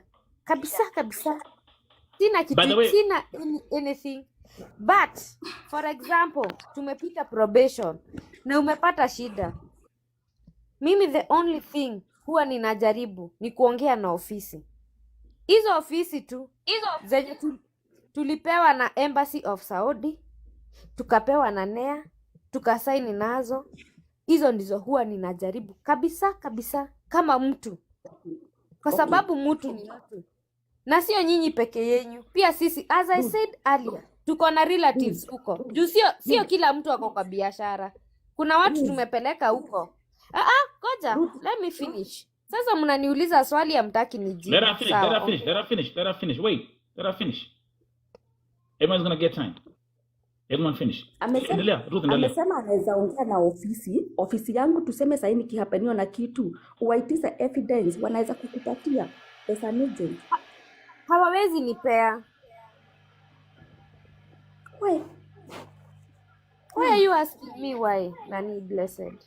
It's okay. I mean, listen. She's actually answering she's giving us some new information that we even never knew. But thank you very much. I wanna allow me as I bring the next guest kuongea. Allow me Lakini to Nelson, yeah. you allow Yeah. you are allowing a platform that is only asking me question, and I am not even able to clear those questions. No, go Maswali ahead. kama huyo mwenye, like the pastor that was here ameongea akasema our job is cast na akaenda. I was not even able to clear our name. Na mimi kitu Okay. moja tu, one thing I want you people to understand, sisi ni wanadamu, we are brothers, we are sisters, we are mothers. Kwa nyinyi wote wengine napelekanga like my younger sisters. Hakuna agent anakutoanga hapa, and I can promise you, hakuna agent anakutoanga hapa ati akupeleke ukateswe. No matter the 3 months, we still try. But ile kitu nikiwaambia hiyo probation ya 3 months ninamaanisha aje? 3 months ukifika huko in 2 months utake kurudi Kenya na ukose kurudi, agent wako ako na shida. But after 3 months ni agent a struggle kabisa. A fight na government, a fight na embassy, a fight na mdosi wako, a fight na ofisi ya mesaini nayo until urudi. And if wale mko huko, tusiposhikana sisi wote as a team, tujaribu kupush government, juu kuna watu wanakuanga kwa embassy na wajitanga labor attached na wanalipangwa mshahara kila mwezi ya kushughulikia watu wenye wanafanya kazi hiyo country. What do they do? Amuulizangi hizo maswali. Swali ya mwisho nikienda Ruth, kuna agent organization, kuna kuanga na agent wa Kenya, muna kuanga na any organization as agent, ama mtu anamkanga tu kivyake anaenda anaanzisha ofisi yake. Kuna kuanga na any organization ya agent, mkae chini mpush that government, unasema ukitutanjia juu hizo makaratasi huwa tuna sign, unasema zinatoka kwa government. Usiende ukae hapa nikujibu. Usiende ukae hapa ni Wait, blessed wait by that, because we have other people as well. Just finish that last question. No, akae hapa ni mjibu. Akae ni mjibu. Ndio tu. So yes or no? Do you have an organization that agents? Mjibu Nelson, usiniambie yes or no, wacha ni mjibu. Blessed, umeniuliza kama kuna organization. Yes. Tuko na organization inaitwa Kapea na tuko na organization inaitwa ASMAC. Hizo zote ni za ma agency. Yes, tumefaitia tupate watu wa kutusaidia. Na before I think 2022, 2023 hakukuwa na watu kwa maembassy until tukapata hao watu. Hata Nelson anawajua. Wanaitwa labor attached. Wanakuwa Nelson, unawajua ama uwajui? Juma was a labor attaché. Right now we have Makai as a labor attaché. I know them by name. Blessed wait. Just chill. Blessed wait. Kulikuwa na watu huko ama hukukuwa na watu? Tulifight, hakukuwa na hao labor attached. We fought until tukapata hao watu huko, wakapelekwa huko Saudi. Hao wanaitwa labor attached. As organizations, as agents, we fought, tukapelekewa hao watu wanaitwa labor attached. Huyu Nelson ni mmoja wao, si mara moja amewapigia, si mara mbili amewapigia, lakini hawatusaidii. And I stopped long time ago. We are still fighting. I gave up. So kama mtu kama mimi hata kupigia labor attaché doesn't help. What do you think of a Kadama? Number one, kumbuka number one. Huyu Kadama akona namba ya Kenya, namba ya Saudia. 80% of these Kadamas don't have a Saudi number. They only have a Kenyan number. I wanted to ask a Blessed. She asked about association. I told her we have 2. Thank you for explaining that. Because of this association, we got 2. We have 2 association, and because of these 2 association, tulituma hizo maleba attached kila mahali. Wanasaidia na nini? Hawatusaidii. They are supposed to be our helpers. They are supposed to be our helpers as agents. Kwa sababu mimi place kama Qatar napeleka wasichana kama 200. Na kuna wengine huku bado chini wananingojea bado. I need help. There's one thing I would like to say, and I'm going to give wakiwa Ruth the Saudi, credit. Kuna wengine wako Kenya. Kuna kitu Ruth umesema hapa, and I'm going to give you, so ulikuwa Wacha msitupige sana. kuna kitu msitupiga. Ruth, zile kuna vitu Ruth amesema hapa, and that's why I still appreciate her for coming here. Kuna hata apart, this is the first time I'm seeing an agent sitting here and complimenting me for my work. This is an agent pia amesema hata kuna time wao wenyewe wakipigia Warabu simu walete kivichwa, wanawambianga we'll go to Vote TV. She said that. It's on record. For you to understand, Before you even threaten them, yeah, unaona vu, you see like yeah, our agency saizi kuna Waarabu tuliwapelekea wasichana hawajatulipa wasichana, tumewaambia fanyeni hivi, sisi hata msitulipe, tokeni kwa system yetu ya Musaned, tutafute ofisi nyingine tusaini na wao. Wamekataa. Tumeandikia Musaned barua. Musaned is a system ile inakuanga imejoin Saudi na Kenya, tukawaambia tokeni kwa system yetu, basi tuongeze ofisi nyingine. Wamekatalia kwa hiyo ofisi. Hao ni agent to agent. Wamekataa kutulipa na wamekataa kutoka kwa Musaned. Na mimi ni agent. If mimi mwenyewe wananidhulumu as an agent na sina hata barua moja naweza nikaandikia hivi government niambie, please government, this and this office inanidhulumu, tafadhali watoeni kwa system yangu, nitafute ofisi nyingine mzuri naweza nikafanya kazi na wao, muwatoe kwa hii system yangu. I don't have that platform. Sometimes huwa tunajaribu, Nelson. We are not inhuman. We are not. Pia sisi wenyewe tunadhulumiwa. Ruth, I carry. Ni venye najua kuna maagent wengi wanaweza kuja kwa hii live waongee, Yes, but hawana courage. that's We right. are also suffering. I know. That's why I respect you for coming here. And also, thank you for making it very clear today that nyinyi ambao mko hapa understand ile mzigo huwa nimebeba. I carry a lot of weight. But thank you very much. Because at the end of the day, even as much as the government has let us down, and even as much as some of these agents are crooks, we still have the government in heaven. Let me give you an example. Tuko na kesi ya Cynthia Kirubo. Let me give you a good example. Blessed kwa sababu alikufa last week. You went with the same company. Just because Vote TV nimeaddress hiyo kesi hapa na nimeleta familia ya Cynthia Kirubo hapa. Jana the Kenyan agent traveled to Dubai yesterday. So whatever Vote TV is pushing, at least there's an impact. I'm not the government. I'm just a regular individual like you. I'm a human activist who has influence. And you are playing a very major role.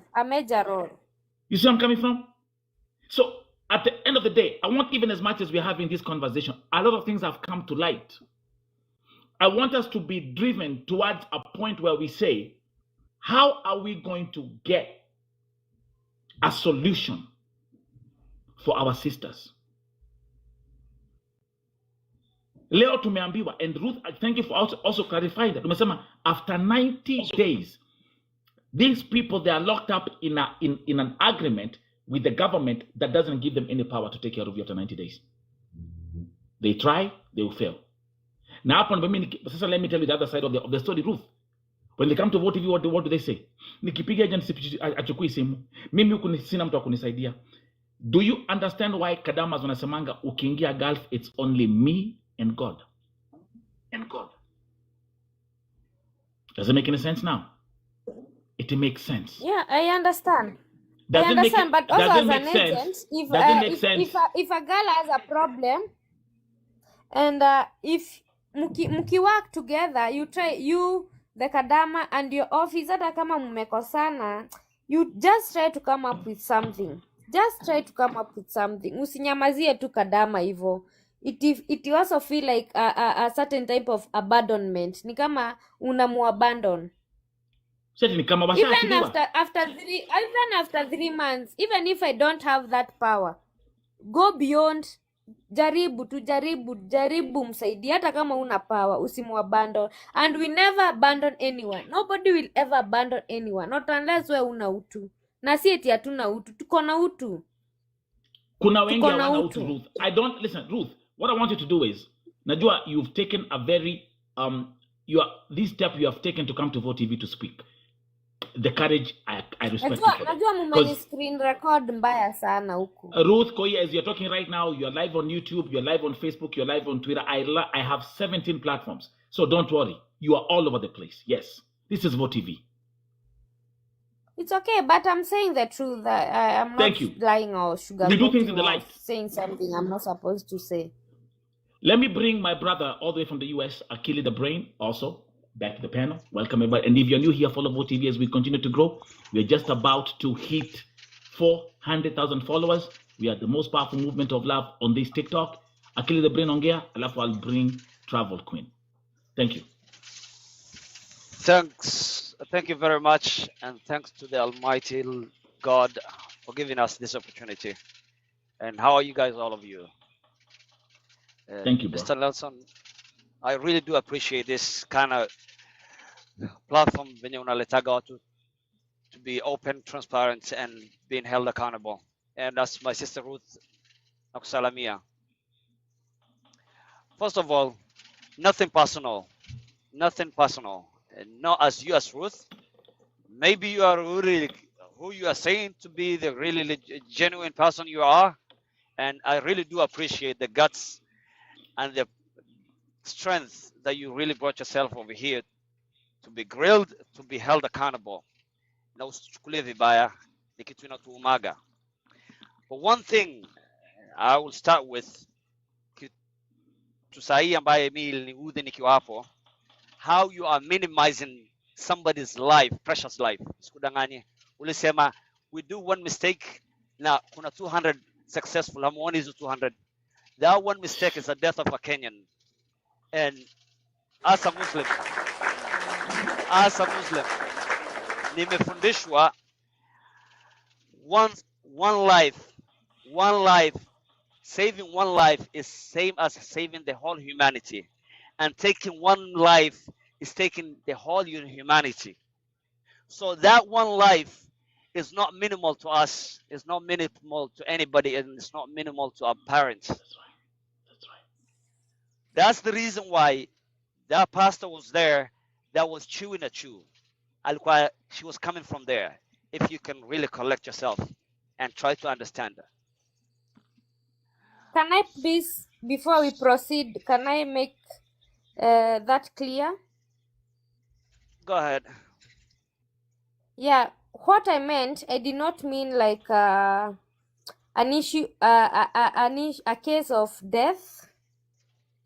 I meant there might be a misunderstanding between one girl and her sponsor that may need that urgent solution. I did not mean death. I will never ever belittle any human life. I did not mean that. I said there are so many successful cases that we have achieved that many people they look down upon that. I did not mean like And anybody who has died. I meant like maybe a little misunderstanding here and there between the girl and the boss. But I will never, ever, and it's ever not only belittle human and life. thank you very much. And it's not only death, And I there's don't also remember even having a discussion about death because human life, they will never have any argument or any comparison when it comes to human life. If I ever said that, I would wish to withdraw that statement, but I don't remember saying anything to do with death. If I only remember, it was just maybe a little misunderstanding between the girl and the boss. But okay. when it Thank you. comes to death or a serious suffering, I will never do that. Okay, thank you very much. Kuna watu wengi wanatungoja. So first of all, watu wengi wakikuja sahii wanasikiliza na wenye wanapanda, the majority think the biggest thing in our head kwanza ni hiyo death, the tortures na hizo shida zote za kuteswa. That is in our head. It's not only like a mfanyakazi amezozana na boss wake. It's not as little as that. What's in our mind, our heart, that's what we speak it. Moving on from that. Well, unasema it's the government. Well, for one thing, I will agree with you, but this is the question to you. If that government was really stable, if that government was really good government, tusingekuwa hapa, wewe usingekuwa unapeleka wasichana huko. If that government was really good to be held accountable. So that government to us is really trash. To us it does not do anything. To us it means nothing. So I'm gonna leave it there. That government part ambayo unajaribu kuwekelea. Yet nabaki na wewe hapa. Wewe as an agent, you do get a commission, whether it's small, whether it's big. It does not matter to me. And if I give you a good example, a good scenario, I, as a passenger, naweza nikaitisha Uber. Uber is the agent. Then they will send a driver. That's the kadama. If I mistreat that driver, nikianza kumtukana ni mtusi, that driver has the right to drop me off anywhere, can walk away from me. Yet, nikienda ataongea na the Uber company, which is the agent, ataambia huyu mse, this client ananisumbua. I cannot do business with him. I'm shutting him off, I'm cutting him off, I'm drop. And they do stand and support their driver. So they do get a commission. Uber gets commission, and that driver gets paid. So you as the agency right now, you taking somebody's blood, you taking somebody's money, umechukua pesa zake, ulimpeleka huko. You did not take them for free. Haukumpeleka huko free. So with that money that you took, you are responsible for his safety, for his well-being. He has the right, akisumbuliwa akupate na umtoe kwa shida, lakini ukuje unirudie uniambie mimi sina uwezo, lakini ulikuwa na ile uwezo wa kumpeleka huko na kuchukua pesa zake, which is not really something I'm making up to you, na it's not something that nakuwekelea. Can I answer that also before we proceed? Thank you Sure. very much. Go ahead. Yeah, you are saying you have given the example of the Uber driver, but before mimi nichukue anybody from this country who anapita JKIA, we go through a lot of paperwork and we usually get the assurance from the government. It is not once, it is not twice that the government has had a meeting with the Saudi Sheikh. I think you people, you follow the government on social media. It is not the first time. They assure us of safety, not once. I know you people, you follow the government on social media. It is not once that they have met with the Saudi Sheikh. They have had an agreement. They have discussed the safety of the Kenyans working in Saudi Arabia. So me, I'm just a driver. So No, when I you're not the take driver. off there, You are the agent. me You are when the I agent. take You take it. gas there, Skizane, tafadhali. You are the agent. You getting commissions, right? Iwe ndogo iwe kubwa. I don't really care about that money you're making. You do get commissions, right? Kupeleka okay, wako. You do. let's say I get the commission that I get, but Okay, you do. Goja. I do Let's, this based on maybe I play my part, but the government, they meet, they show us the pictures, they tell us that we have met with the Saudi embassy, we have met with the Sheikh, we have agreed any Kenyan working in Saudi Arabia is safe, is secure, there will be no problem. So me, I buy that from what okay. the government offers. And let me tell you, Akili. Can I tell you something, Akili? Go ahead. Do you know you cannot take a worker in Saudi without government approval? Right. You cannot be So just like from nowhere, just come from nowhere and start saying, I will take you to Saudi. You have to have so many, not only one government approval, but 4 government approval. Maybe we can take the responsibility of the government lied to us that they are going to take care of our people. They are going to take Let me care ask of you a our question. girls. Do the Saudi skiza, do the Saudi law, those Saudi governments ambao unasema that embassy, they do bring a list wana tunataka watu fulani sio? This is how much No, we need people, this is how many. they don't. Okay, how do they come to you? Okay, nyinyi tu ndo mnawapelekaga watu tu hata mjuu penye mnapeleka ama ni wao ndo wanasemaga we have this vacancy tunataka hawa watu? No, I How think do these Nelson people knows get better. taken?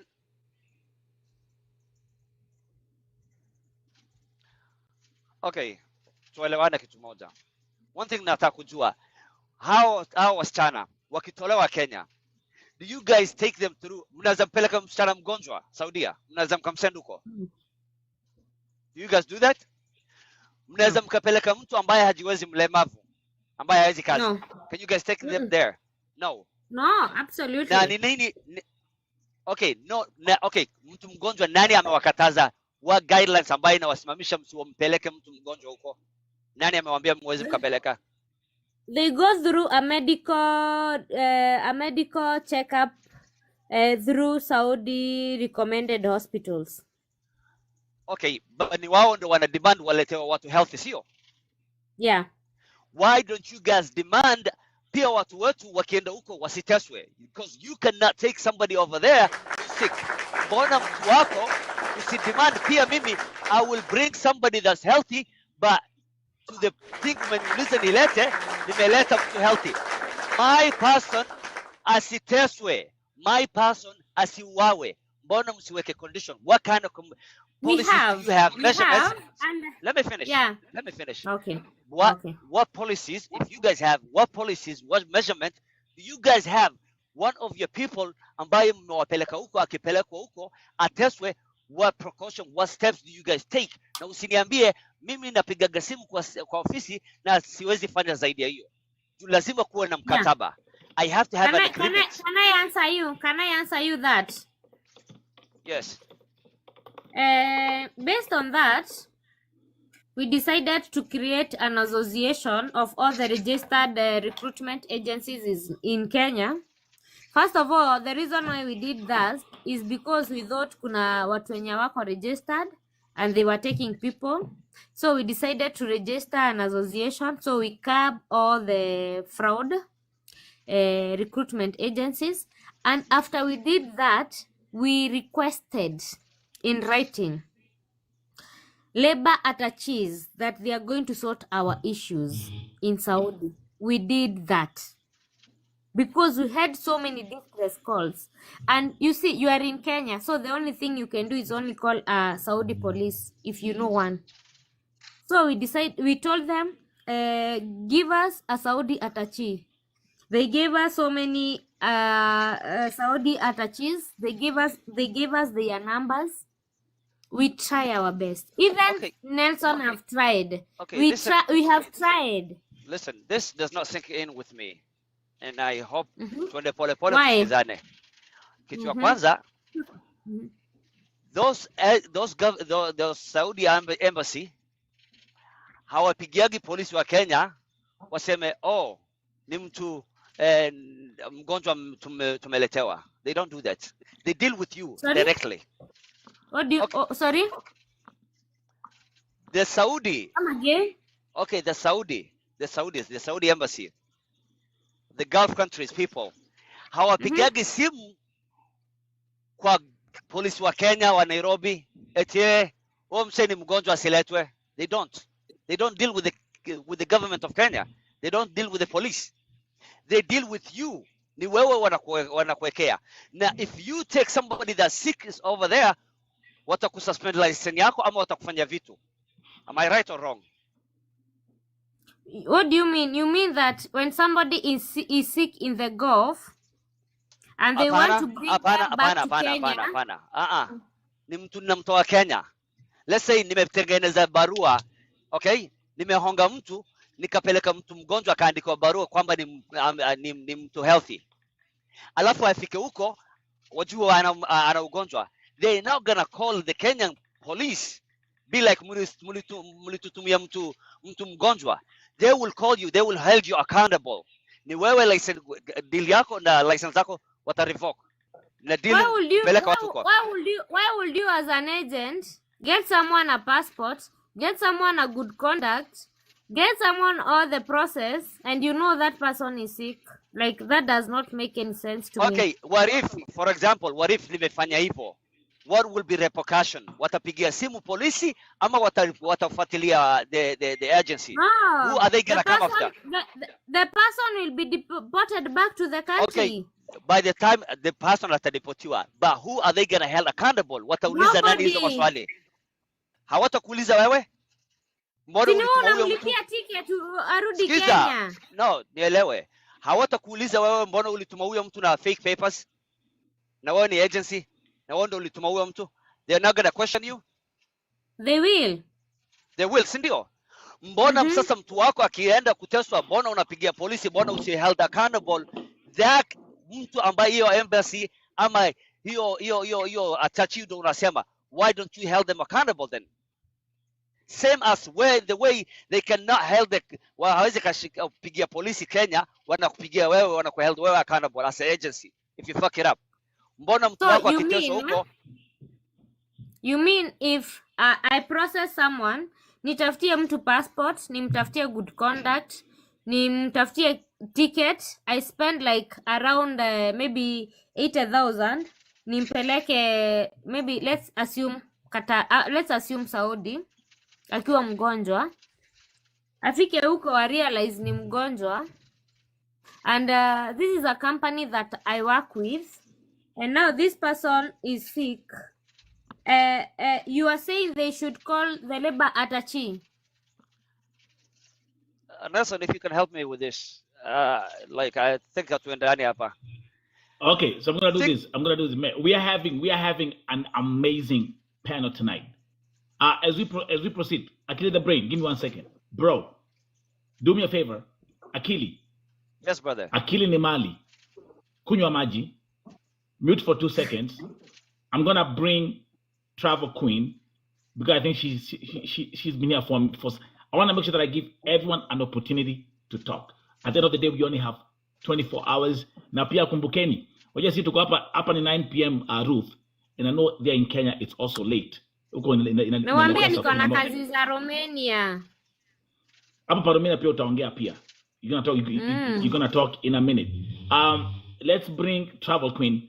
Welcome to Vote TV. Talk to Ruth. Akili the brain, man. Akili kweli ni the brain. Akili ni brain tupu. Akili ni brain tupu. Huyo ni chairman wa men's conference. Twende nalo. Hello, everybody.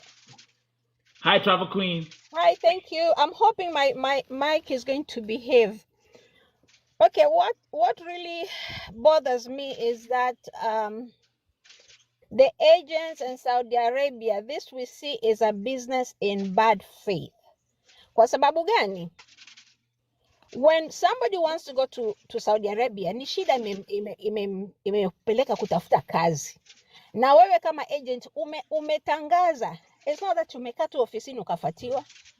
When this person comes to you, they depend on you. You are the last, let me say, the buck stops with you, because if akipata shida ni wewe anakutegemea, watu wake wanakutegemea. Now they've gone to Saudi so that they can get some money. So when you keep on talking about the government, that's a scapegoat. That's a serious scapegoat, because you know from time immemorial, since uhuru wetu tumepata mwaka 1963, the government has never come to our aid in whatever aspect you want to talk about. Absolutely. So please, when you talk about attaches, don't talk about attaches. Attaches have been there from time immemorial, and they have never been of any help. Travel Queen, can I ask you a question? I hope I can answer it, because I'm really boiling. Can you, I'm very, I'm a very open-minded person. So am I. Maybe, the way you see, and the way, don't answer my question, based on what you have been seeing on the past, based on the conversation that we have been having here for the last few hours, and based on my arguments and my points of view and everything, and everyone points of view, maybe can you give us an idea of what we think as agents we should do better, or where you see like as agents we are failing our girls, and if Okay, we that's improve this, if we do this, maybe we can be the people that you people you want us to be for our clients. Ruth. That's a lot of gas that you just released there. That's a lot of gas. As a human being, wewe kama mwanadamu. What do you mean gas? Tafadhali, umezungumza na nikakusikiliza. Kama binadamu unaelewa kazi yako, na kazi yako ni kwamba una watu ambao wanahitaji kwenda kufanya kazi. Wakiwa kule, wewe unajua kabisa kwamba wakipata matatizo, wewe ndio tegemeo lao. So hakuna mtu mwingine. You're not giving me the answers that I've asked you. You're telling me about gas. First of all, you are very being disrespectful telling me about gas. You're interrupting me. Mbona unanikatia katikati ya mazungumzo yangu? I've been very respectful. Na nashinda hapa nikiwaambia mimi nina address na heshima, address me with respect. Naomba uwe uniheshimu. Kwa hiyo mimi nimekwambia mambo ya gas. Sasa kwa nini unanikatia katikati? Hiyo statement yangu nimekuuliza. Kuna mali nimekudisrespect. Ukitaka uniteremshe, lakini nakwambia ule ukweli. Kuna uchungu wa watoto ambao wamefariki. Sasa mimi nakuuliza kama mzazi, mimi nazungumza kama mzazi. Nimekuongelesha vizuri na heshima, unaniambia niko na gas. Yaani ungekuwa umefanya heshima, ungekuwa unatuambia ukweli. Vu, I've been in this life, I've been very respect and nime-maintain tu sana. Mtu mwenye anataka tuongee na yeye akuwa very respectful. Na sidhani kuna mtu nime-disrespect. Mimi naomba uniteremshe kama inabidi. Kama inabidi, manake yeye mimi nimemsikiza. Anisikize na nieleze. I just want you to address me venye nimekuaddress na let me address the rest of the people. Kwamba serikali it has been so grateful having your platform. Let me leave you so much. Let me leave. Let her continue with her propaganda. Because any biashara ya makana. You are not going to tell me about gas and all that shit. I've addressed you in a very shit is equivalent to gas. Shit is equivalent to gas. Let me just tell you. Come with a toothpick. Your business is I'm sorry. I've been very disrespectful, but I cannot continue having a conversation because this is not mtu akona feelings. Unaona kama akili, we have had a very good conversation. Hata blessed tuliletana juu, but eventually you know what you're want doing. all of us to come into a conclusion. You know exactly what you're doing. That is blood money. That's blood money. The government cannot. You cannot keep Thank on you so much about for the having book. me. You If I'm not going to be addressed with the respect I'm addressing other people, I am going to drop respectfully. So that you save your life. Na kuomba uniteremshe abakia azidi kuuza nani makaa, manake ni makaa unauza. Naomba uniteremshe. We love you. Thank you. Before we bring the next guest, Ruth, I have a question. Do you agree that whatever is happening, the trade and this kind of trade, and these are simple yes or no, because I want to give everyone a chance to talk. Would you call this modern slavery? No. Would you call it human trafficking? No. Okay. Thank you very much. We're gonna keep on taking it from there. Let's bring the next. We have the next guest. Akili the brain. Let's go back to you, and then Eugene abroad is back. Favor. Oh God, pole. Favor. Nyaje Buddha. And then Nelson, I've been very respectful for this life, sija disrespect. So even if we agree to disagree, right? It's democracy. That's how democracy. Yeah, that's how democracy works. Let's agree to disagree. That's what it works. Yeah, tusikoseane heshima ndogo ndogo. Even if you don't like what I do, I may also not like what you do, but let's come to respectful disagreement. Ruth, by the way, do you understand the people who are hurt are the mothers? I'm also a mother, but I would also prefer But do you understand that part? approach. Do you understand that part? But They speak from a point of there from that is a pain. better approach. There is a better approach because I know I deserve. If we were to call mothers, Nelson, if right now I was to call mothers that have played major roles in their daughter's life, they will come here with bouquets of flowers because they know what I've done to their daughter's life. So I believe, as much as you might not like my occupation, you might not like what I do, I believe as a person, I deserve some respect. And for me as a human activist, if I was to sit here and talk about the thousands of victims that I've rescued in this Middle East and the ones that I fight for every day, I think I deserve to have a share of Kenya as a country. Absolutely. And what we can do is agree to disagree respectfully without calling each other out. Thank you very much. So I'm gonna bring let me bring my brother Akili the Brain, finish your thought, and then we're gonna go over to Eugene Abroad. Thank you very much. Everybody else, let's keep on supporting the live, and just go up there and support the live. Go do the heart me's, everything that you can to support Vote TV, because today we have learned so much, even from Ruth, as she talks to us. Welcome, Akili the Brain. Thank you very much. It's really, Na kuna watu wanasema hapa nimewapeleka Qatar. Thank you very much. And it is really sad. It's really sad, Ruth, when you unasema it's not even we're losing words. When you unasema it's not slavery, human trafficking, and it's really sad you feel that way. I hope you can come to this other side. Usiangalie on only the side. Can I ask you something? Akili, can I ask you a question? Let me land, Okay. then I will give you. So Okay. I hope you can come to our side that we're standing on, the things that we see and the things that is bugging us off. And the reason why we're saying it's a slavery, modern day slavery today, it's really torture, it's really human trafficking. Wakati unaona msichana mdogo anaenda kujitafutia kwa sababu ya desperation, kwa sababu ana mashida nyumbani, anajituma, anatoka nchi yake, anaenda, alafu anafungiwa kwa choo, anachapwa vita ingine ambaye hajaiona, ambaye hata babake na mamake hawajamchapa, anapigwa kama mbwa, and hamna wa kumsaidia. Then kuna wengine zaidi yao wanapoteza maisha yao. If you don't really see what we really seen, and unasema it's not, maybe it's for your business, where kwako you are taking people there, you're making money your way, and you pretty much thinking you're helping them succeed. Maybe that's what you're really telling yourself. But yes, there is a lot of people that are dying there. And as I told you earlier, single person death is same as wiping out this whole world. One person death inatuumiza sisi wote na kutukwaza roho. We don't really care about the success ambayo wenye wamejenga, wenye wamejiendeleza, hiyo yote haituhusu.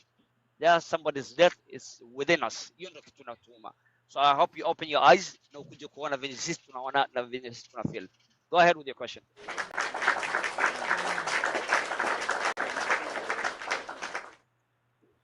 Okay.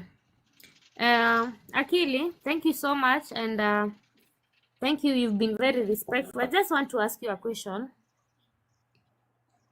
Let's say, for example, you've gotten a job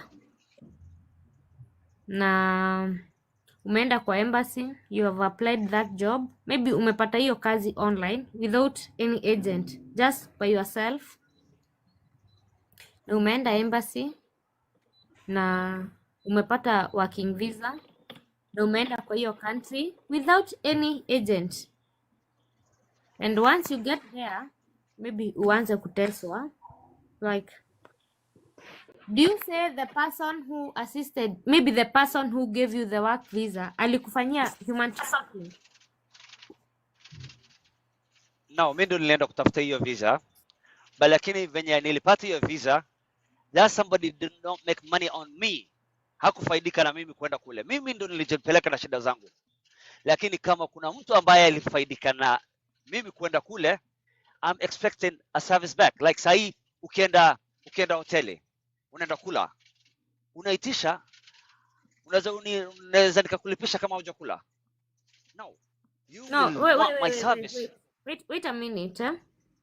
Umepatana na mtu amekwambia kuna kazi mahali umeenda, but you paid for the visa, so eventually someone in one way or another benefited in your process of getting that job. Would you say that maybe an embassy of Italy trafficked you to get a job? No, the job I applied, ni mimi niliapply. Do you think that no, it's okay, the job that you applied, it's your point, I get that, I respect that. Do you think that the jobs that this girl apply, they don't apply the jobs themselves? They might, but the difference Don't here say they is might. Don't do that. Don't do that. Some do that. Skiza, some do apply Let's themselves na deal wanajipelekaga. with the ones that do, because there is nobody get this Okay. process unknowingly. Nobody. Skiza, And Skiza. there is no agent Mwenye- that there's does a- this job unknowingly. And acha Okay. nikwambie akili, hakuna agent ana process yanga msichana kazi aende ateswe. No Okay, one. Skiza. I agree with you. Okay, ulisema let's agree to disagree. I will agree with you on that. But lakini kitu nakwambia hapa najaribu kuelewesha, if wewe ulifaidika kupeleka hawa wasichana ili kufaidi, sio? You make living out of that. Then it should be your Did they listen, benefit? They did. Did they benefit from me? Okay, stop dividing, please. Mimi, I'm holding you accountable. Tunaongea na wewe. Sawa? If you get benefits out of kupeleka wao wasichana huko, whether waliteseka wale walifaidika, hiyo tutaikujia. But lakini wewe, you making living out of this process. For you, right now, kama let's say you are a farmer. Zile mbegu unazipeleka shamba sokoni kuziuza, kama ni mbaya, hautafaidika. You will go for a loss. Business yako itakufa hapo. But if you make a profit, unapeleka vitu nzuri pale, utapata pesa, utafaidika. So in this process, wewe unafaidika. Kwa ile faida yako, hiyo kazi yako, hao wasichana, let's flip the other way around. Kama ni hao wasichana wanaenda wanaiba, wanaenda wanafanya vituko huko, wanaharibu kazi huko, if they were doing that, wewe utaambia usituletea watu. Itakuharibia kazi ama hii itakuharibia kazi? Absolutely. It will do, right?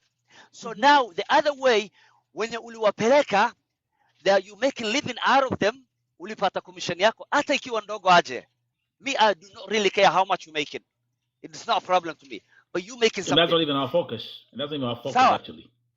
Yeah. It's like you making something. So kwa ile wale watu ambayo wanakufanyia utengeneze pesa, kama wanaenda kunyanyaswa, it's not good for you. It's like you sucking blood money. It's Now, I not don't good want to for say that. business. Skiza. And But it's black money. That's why I said Let that's me why I finish, dear. said this, Let me finish, dear. Let me finish. Okay. Wakati msichana anaenda huko, anateseka, anajaribu kupigia, which is not maybe you, some other agencies, but you are an agency. Anajaribu kupigia agency analenga, ashike simu. Mwingine No, amekwamilia na that's bad. contacts. Let me finish. Mwingine amekwamilia na contacts za ule mtu ambaye uko huko, ambaye anamfanyia kazi. Like there's no way huyo mtu anaweza katafuta hata aka held accountable. Amekwamilia hizo. That's what we're really talking about here. If you really making your money genuinely, ufaidike ndio lazima. Sisi hatutaki wewe uteseke, faidika na ufaidi watu. But lakini wenye unawafaidi juu yao wasiteswe, na wakiteswa wasimamie. So my question here, my conclusion to you is you should make demands venye wamewekea demands wao, mulete watu ambaye wako na afya, pia wao muwawekee vikwazo. I say sahi nyinyi wote mlisema mko na organization, mnaweza boycott mkasema this year hatuleti mtu wote until mrekebishe hawa watu kuteswa. You can push for something like that. But I agree. But the I truth, agree with that. but the truth I is like absolutely people, agree. Skiza. And the reason why I'm saying that,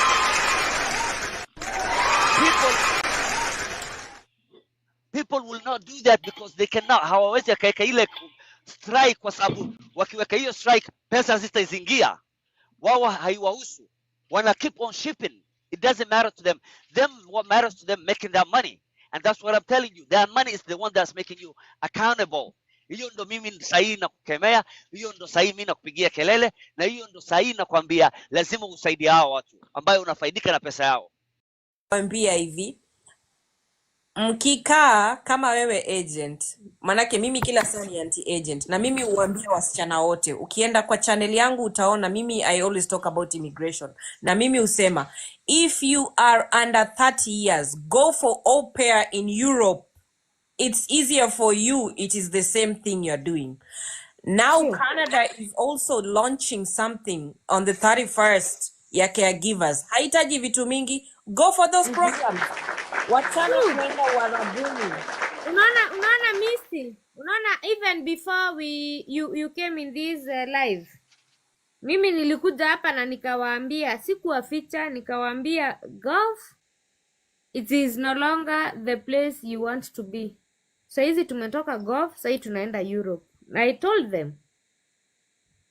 Yeah, lakini pia agents, manake kuna siku nilikuwa wapi hapa? Nilikuwa Usinichambe lakini No. Sikuchambi. Nilikuwa Luxembourg, the same agents wana shida hapo. Hiyo sitaongelea hapa kwa sababu saizi mnaongea Saudi. Acha niwache ibaki tu hiyo Saudi. Kwa hiyo mimi nimesema we can push that conversation too, like for another day, like because we do this daily. We have daily panels here on GoTV. Yeah, that's why I say that. Let's leave that. Just talk with. Let's just talk about Saudi. Crypto Bright, love you, bro. Thank you, bro. Thank you. Stay right there. Yeah, let me mute somebody else to pick up the mic. We have Eugene abroad, my brother. Akili, just wait, Kidogo. Eugene want to inject something real quick. That's my brother also here, GoTV USA. Talk, Eugene abroad. Thank you. Thank you, bro. You know, Vote TV, we have been here with you for a minute. You know, it's always, been man, all day. Yeah, all and day. the way we know you, you are a truthful man. You know, you have touched a lot of souls. So my question is to Madam Ruth. You know, when it comes to matter dealing with human being and public, you know, and humanity, you need to be truthful and you need to be free while expressing your concerns. For me, I have one question for this lady. Okay, you know, we have been here for hours. The lady is not able to mention the agency. Nowadays, people are educated. You know, people would like to go to the agency website and check the reviews because that's where people would like to know. Not only her agency, but since she's here, we can go and check the reviews from her agency, you know. Juu anaweza tuambia hapa, she can market herself, she can, you know, cover everything. Lakini tukienda pale kwa reviews, we will learn a lot. So, mimi bado nda insist kwako Vo, just allow the lady to mention the agency. Alisema the agency is registered, is a government known thing. Why is she afraid to mention? Yet on the same space, she's still marketing Romania. Like, hey, if you want to go to Romania, I'm still taking people there. Nilimuuliza, have you ever... I asked the lady, if she has ever traveled to this country, she's taking all these ladies. She never asked. She said no. Okay. So, Ruth, are you able to mention the agency? What I'm going to do, because today we have had a very intense and a very controversial conversation. You see, even you, Vu, you know, it's not No, I many just need. agents. It's me. It's me asking this question. It's me asking the. I just need a yes or a no. Are you able to mention the agency? Can you give me, you know, a full? Just give a yes or no. But someone who wants to get a better understanding, just give me dakika kidogo. Maybe you will understand me. Kidogo tu, Eugene. Kidogo tu. No, Ruth, you know, it's not a matter of kidogo too. People are on the Okay. line. And If you cannot, then I will say no. But I would wish you listen to my point of view. But if you cannot, for now, okay, no. so why is your answer no? Yet you claim the agency is registered by the government, and government is public sector. That's a public sector. Now So you're giving me what I wanted. the first time before even you asked me this question. Now let me give you the answer. Very you see, Eugene, hii industry yetu ni mbaya na ni mbovu, even Vu anajua, and I've come here, I've had a very controversial conversation, we've mentioned numbers, we've mentioned a lot of things, and does not happen, but I decided, leo wacha nikuje hata mi niongee venye kuna kuanga. So we've had a very controversial conversation, but I believe it has been helpful to so many people.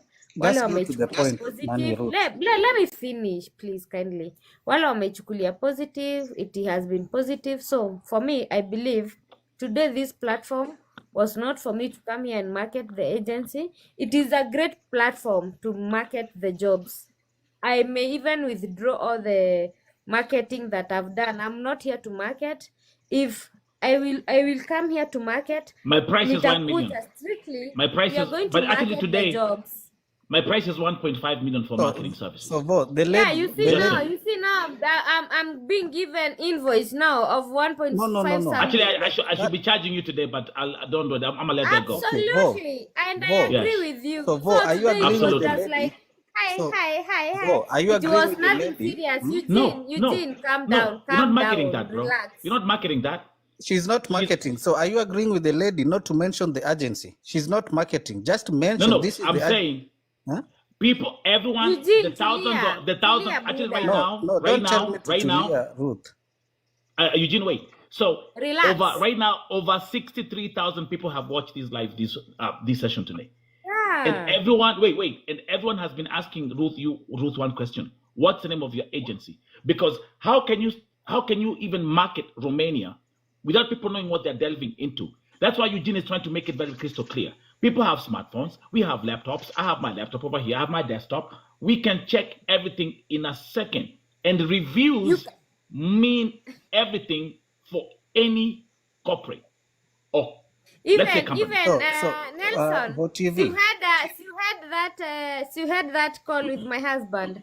You can even do a No. background Just check. keep your You can husband do away that. from Even keep your for me, husband away from this. you can do Vo, the background check. the reason why You I'm will telling get you Ruth, this. Ruth unasema unapeleka watu Romania. Romania also is a gypsy land. I hire people from Romania to come to the Thank UK. you.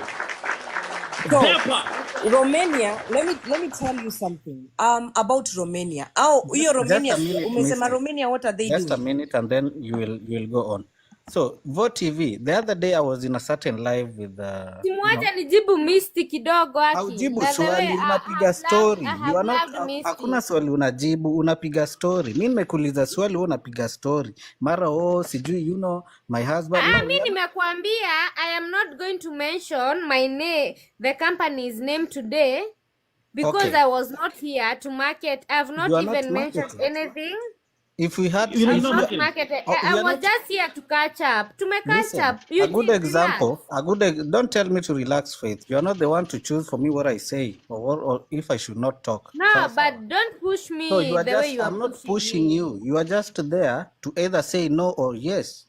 I Sawa. said no, but you're Then still going. wait for another thing that I'm supposed to say.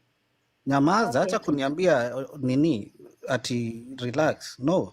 So Vo, Yes, what sir. I'd like to tell these 200 and above people who are here, okay? Yeah. And I'm not sabotaging anything that Ruth is doing, okay? Don't mention Yeah. me then. Don't mention me. No, I have to mention. Kindly. If I have to Why? mention, since Have you are I the one on, mentioned you? you are the one Eugene, on the panel. You are the one on the I've panel, been very respectful. Mbona and I mbona am. uko na panel ya watu wako disrespectful No. usually? Ruth, unajua No. Ruth, if you are being It's asked democracy. something and somebody is flashing back to you, don't take it as a disrespectful. Okay, if you ask Eugene me a Abuland. question, I'm going to Eugene answer. Abuland. But don't come Eugene with that Abuland. funny Acha niland. statement. So okay, Ruth. Uliza. Don't What I'd come like with that to funny. Ask me a question, but what I'd don't like come to with that tell funny what I'd like to question. tell these people who are here, okay? No, Yeah. that's a Yeah. statement. Why are you No. making a statement? I'm If not you're making a listen. statement, don't mention me Eugene, kindly. I I'm think not something is mentioning going you. on here. Respectful. If you're Okay. making a statement, hatujakuwa kwa chama. Eugene, finish your thought. There's something you say. Okay. There's something you want to say. I'm saying Maliza. this to these people who are viewing, okay? Some of us are in the FYP, and for you are a straightforward person, okay? As I know That's you, right. That's okay? okay. And Finish. somebody, You on another. You are on another panel. There's something. I want to finish that thought. Finish that yeah, thought. I I want you was to on listen. another panel, okay? And Okay. this guy is a, he is a Safaricom agent, sawa. And people are asking him, Okay. why is our money being taken from our bank account and this and this? The guy was very, very free to answer us, sawa. Yeah. Okay. Huh? And he was very, Okay. very comfortable because that is a public company. Watu wameingia huko ndani. Unaona, that's a good example. Sawa. That's So right. the reason why I'm Okay. relating that with what Ruth is doing, she's an Okay. agency. Okay? This agency deals with people. Si kitu ya nyuma ya tent, ni kitu iko nje. Amesema she's registered with the government. So she should be not marketing but able to mention the agency. Okay? Yeah. So mimi natakwambia wenye wako hapa, kama huyu madam haizi mention your agency, don't do anything relating with this lady. And I'm not sabotaging anything. Do you agree with that statement? Ruth, unmute. She's muted. So, Vote TV, it's about transparency. Vote TV is about accountability. No, unmute Ruth. You're on mute. Okay, I'm saying, Eugene, just a minute. I'm saying I appreciate and I don't disagree with you. Even you, Vu, I don't disagree. But if maybe tomorrow we schedule another live na nikuje sasa Okay. when you see today it was a bit controversial. Hata wewe Vu unajua it was a bit controversial. My For, I mean, for it's nothing that today, I'm not used to. let's cool the ice. Let's itulie. But one thing I can promise you people, na hata hapa hivi ukiuliza tu, hata wewe Vu, I'm going to send you all the credentials of the companies and everything. And even here, if you ask people who know me, I'm sure you're going utapata ka hint tu kidogo kidogo, but I'm They very said your company courageous is in to come. Thika. They said your company is in Yeah. Thika. So Kodhika. can they And you see, mention the I'm name? very courageous. I'm saying we have nothing to hide. Hakuna mtu anatudai, hakuna mtu anateseka. We are free bird. We know our job and we are happy. And The one thing, I respect the Eugene. one thing, Ruth, I know. Najua Eugene anashangaa mbona sisemi company, but Eugene is let's speaking on have behalf of another. everybody. Eugene is speaking on behalf of everybody. Eugene is I speaking know. on behalf of everybody. I know. And that's why I said, Ruth because Romania, today it was Romania. a bit controversial. Let's talk another day about hizo majob. Today ilikuwa controversial. Na kesho msinitrendishe juu najua mume screen record aki. Ruth, let me say one thing. Number one, I know you like the way you're saying, okay, to relax, I'll have to come kesho. Ruth, I know I will not see you again. But I You want to say will. this. I will not see you again. But let me say this again. Say this. Why? You will. I know, listen, I'm going to give you the one credit. Today you've spoken as an agent and given me Vote TV my credit. I do. And that one I do. is a statement because God operates in mysterious ways. Today, this is solid. Now, to all these, everybody here has really been amazing. You guys are Bro, so freaking amazing, bro. Everybody. let me learn this. Let me learn this, please. Let me interject. So Ruth, swali uliuliza tungependa msimamishe hiyo kazi zote za kupeleka watu huko. I will answer you yes, as long as it's gonna save a Kenyan from dying, a Kenyan being really tortured. If single ataepuka hata watu wasiomoke, let me finish. Hata watu wasiomoke, let them stay there. Walikuwa hapo kabla hizo kazi za uarabuni zitokee na walikuwa wanaishi.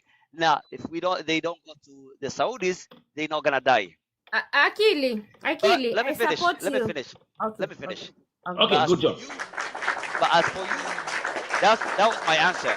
But as for you, nataka unijibu hii, now I want to hear from your side. This is what I want. If you really been truth, if you've been really for real, and what you say you really mean it.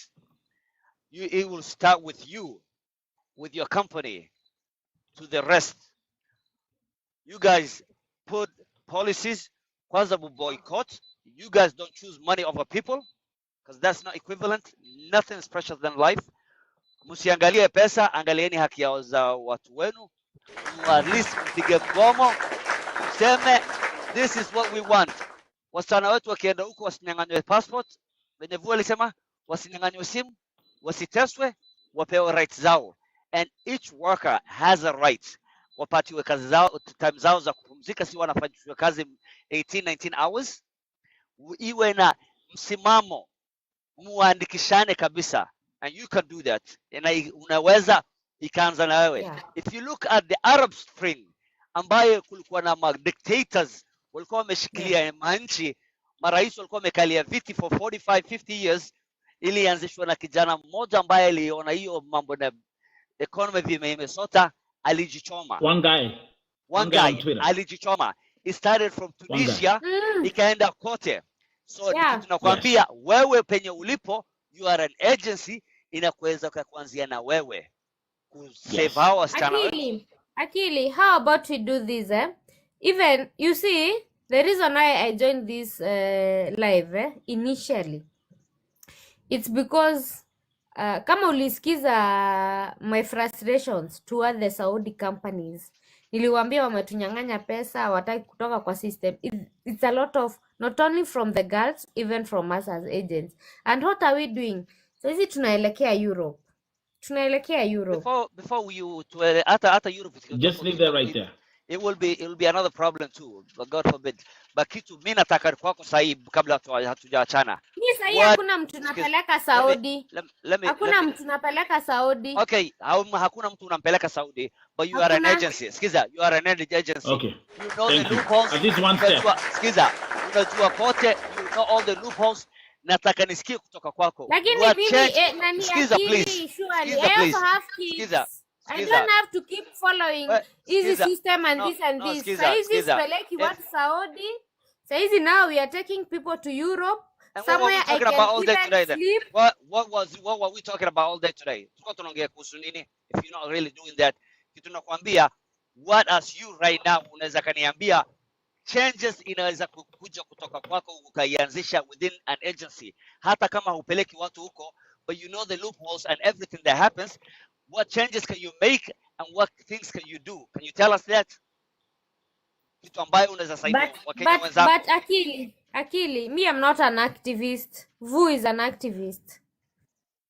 Oh my God. So wakati ulikuwa unapeleka wasichana, skiza. Nani Akili hakuelewi huyu kabisa. Hakuelewi. Hebu ajibu hiyo swali ya Romania. Hakuelewi. Skiza, leo alikuwa ananipiga chenga hivi, lakini kitu nakwambia, Vu is an activist, but you are an agency that was picking money ya watu ukiwapeleka huko. Ulishinda, umejiwekea na uliishi na hiyo pesa. So don't not really throw us under the bus. Na useme mimi sipeleki watu huko na wala mimi si activist. No, you know the tricks, you know the loopholes. You can make a change. Kama unataka, kama unataka, skiza, let me finish please. Kama unataka, unaweza. Kama hutaki hatukulazimishi. But if you want to make a change, you can do. Starts with you. Simple as that. It starts with you. You know, there's a phrase, by the way. Yeah, Eugene, thank you. One thing and then I drop. Huh? Yeah. You know, the lady might think that we are maybe injecting her. We are not. We are just, you know, right. And it's so unfortunate that Eugene, you have been very tough. Even you have not been understanding my points. Because you're not understanding our point. It's so unfortunate that she mentioned she's not an activist. How can you take people somewhere if you're not an activist by yourself? Which means because you don't care about these people. Because VoTV is the activist and is the one who takes all that work and all that work. The only person who should do is VoTV. It should start with you. Okay? No, the funny part, it's like VoTV is an activist. He does not get no penny from anybody unless he's chipping in. But yet she's an agency that was getting a commission. Nothing. I'm not an activist. That was really disrespectful. No. It is very funny. It is very funny and it is very unfortunate that I've been in this live for I don't know how many hours, and you people, you've not even been able to grasp even a point of the You, responsibility of an agent. I've been trying to go step by step, repeat by repeat, and nobody even has been able to grasp even a single thank you point. so much, Vo. Before you say something, thank you so much. The reason why we were asking for your agency, because you have responsibility in your website. We should go there and read them. They are there. This agency is all about I'm this and here this and and I this. am Ruth, very proud. So you Ruth, tell Jojo, I'm Ruth, very proud. Ruth. just a minute. You telling us to know your work, it's quite unfortunate. We are not supposed to know your work. You should tell us. By then kwa hii Sasa agency wewe muone kitu Eugene, hata tunafanya. nikuulize because you have been Unaona? here in this conversation. You Ruth, mi all najua you kazi wanted to yako as an just know the agent. Nitakujibu agency. hiyo swali. Nitakujibu hiyo swali as an agent. Najua kazi yako, alafu uongele hiyo Romania na nikuambie kwa nini mnapeleka watu Romania na nikuambie wapi unapeleka watu Romania na wanakaaje na hizo facilities wanakaa ziko aje. Aya, endelea. Misty, Sasa Misty, wewe wait. ni Misty. wewe ni wewe unawapeleka, so wewe ongea Misty. Ongea. Okay, go check it. Wait. No. Misty, no. Misty is not going to talk about that. Allow me to do. Let's do. Wacha I ongee. have Natty Girl. Anything you like to inject? Saseni, unanisikia? Oh, yeah, tunakusikia. Mimi nilikuwa nataka kusema mtu asikuja hapa kujifanya ajui what is going on in Saudi. It's everywhere. It's on the internet. Kwa hivyo mtu asikuja kusema ati wasichana wetu na vijana zetu they are not dying. Na usikuje kuuliza ati is it safe, is it not safe? It's everywhere. It's not safe. Na kitu kingine pia nilikuwa kusema, as an agent, ukipeleka mtu another country, it's your responsibility kujua huyo mtu ako aje, analala wapi, anakula nini, kama ako safe, unafaa kuingilia. Ngoja kwanza. Unaona kama huyu dem. Ngoja. Alafu Unaona kama wewe Natty Girl. not Unaona safe. kama wewe Ngoja. haujasikiza. You have not listened to my points. You Allow have her not to been talk. listening. She's You have talking. not been She's listening talking. to Just allow her to nothing. talk. Okay. Alafu hii nini ya kwenda Romania, it's not safe. It's on the internet. I'm in Europe myself. Since 2006, it's not safe to go into Romania. Even Romanians, they're here, wanatafuta job huku, and I have friends from Romania. They have told me it's not safe. Na utuambi jina ya agent yako, why? The reason why you're not Eugene telling pushed us the for name that. of your agent is because umepeleka watu Saudi. Na unajua watakuja hapa waseme ukweli. That is the main reason why you're not telling us. Si ati kesho, kwa sababu unajua wanakujua. Sindio? Na hakuna mtu mwenye wakoni ameenda Saudi. Wangapi wakoni umepeleka Saudi, hebu tuambie. Na wakimaliza hiyo 3 months waseme okay, we are not safe. As an agent, unafaa kusaidia sister yako aje? Oh, good question. I didn't even think about that. She said she has taken people from her family. Mimi ni sister yako, nimeenda Saudi, si ndio? Umesema umepeleka watu wengi kwenu Saudi. Nikwambie, hey, you know what, Ruth? I'm not safe. Na nimemaliza 3 months. What are you supposed to do as my sister and my agent? Niambie. Wow. Nitakufaitia tu my darling. How? But you said you can't. After 3 months, you said you can't. You have no power. We have Don't not. We don't don't contradict have power. yourself, Ruth. Nani, So are you gonna fight for her? unajua kwa nini hana power? Kwa sababu huyo mtu ameuzwa karibu mara 3. She Hajui said, thank you, amelandwa Miss. wapi, No, Missy, she nilisema. told us. She said why. I don't we know we've been here for like about 5 hours now. Okay. So even if it's like your sister and you are the agent, you can't do shit because you're powerless.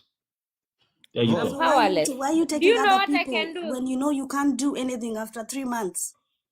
When you know Do you even tell for them? your sister, you can't do the same thing. So Ruth, why are you taking your Ruth, do you brothers tell and them? sisters Do you tell to them? work in Saudi?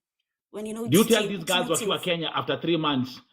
Listen, then that means wasichana wakiwa Kenya huwa hawaambiwi after 3 months wewe uko on your own. Because how comes they realize No, they once are they not get to on their Saudi? own. What do you mean they are on their own? Because you can't help them as an agent. That's Because what you you can't said. help them if something happens. Do you give this information to them at school? How about the government? What government?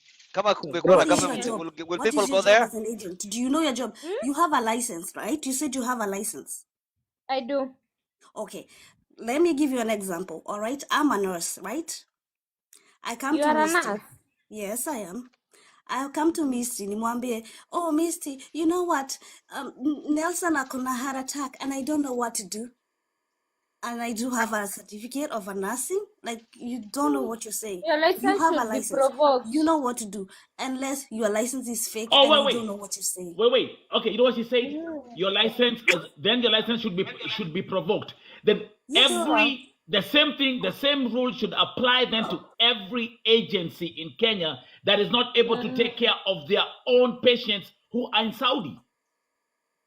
It should be provoked. It should be. Umesema wewe mwenyewe. Good answer. Umesema si Jojo, mkuwe welcome. na kwani mko na hearing nini inaitangwa aje? I've said for us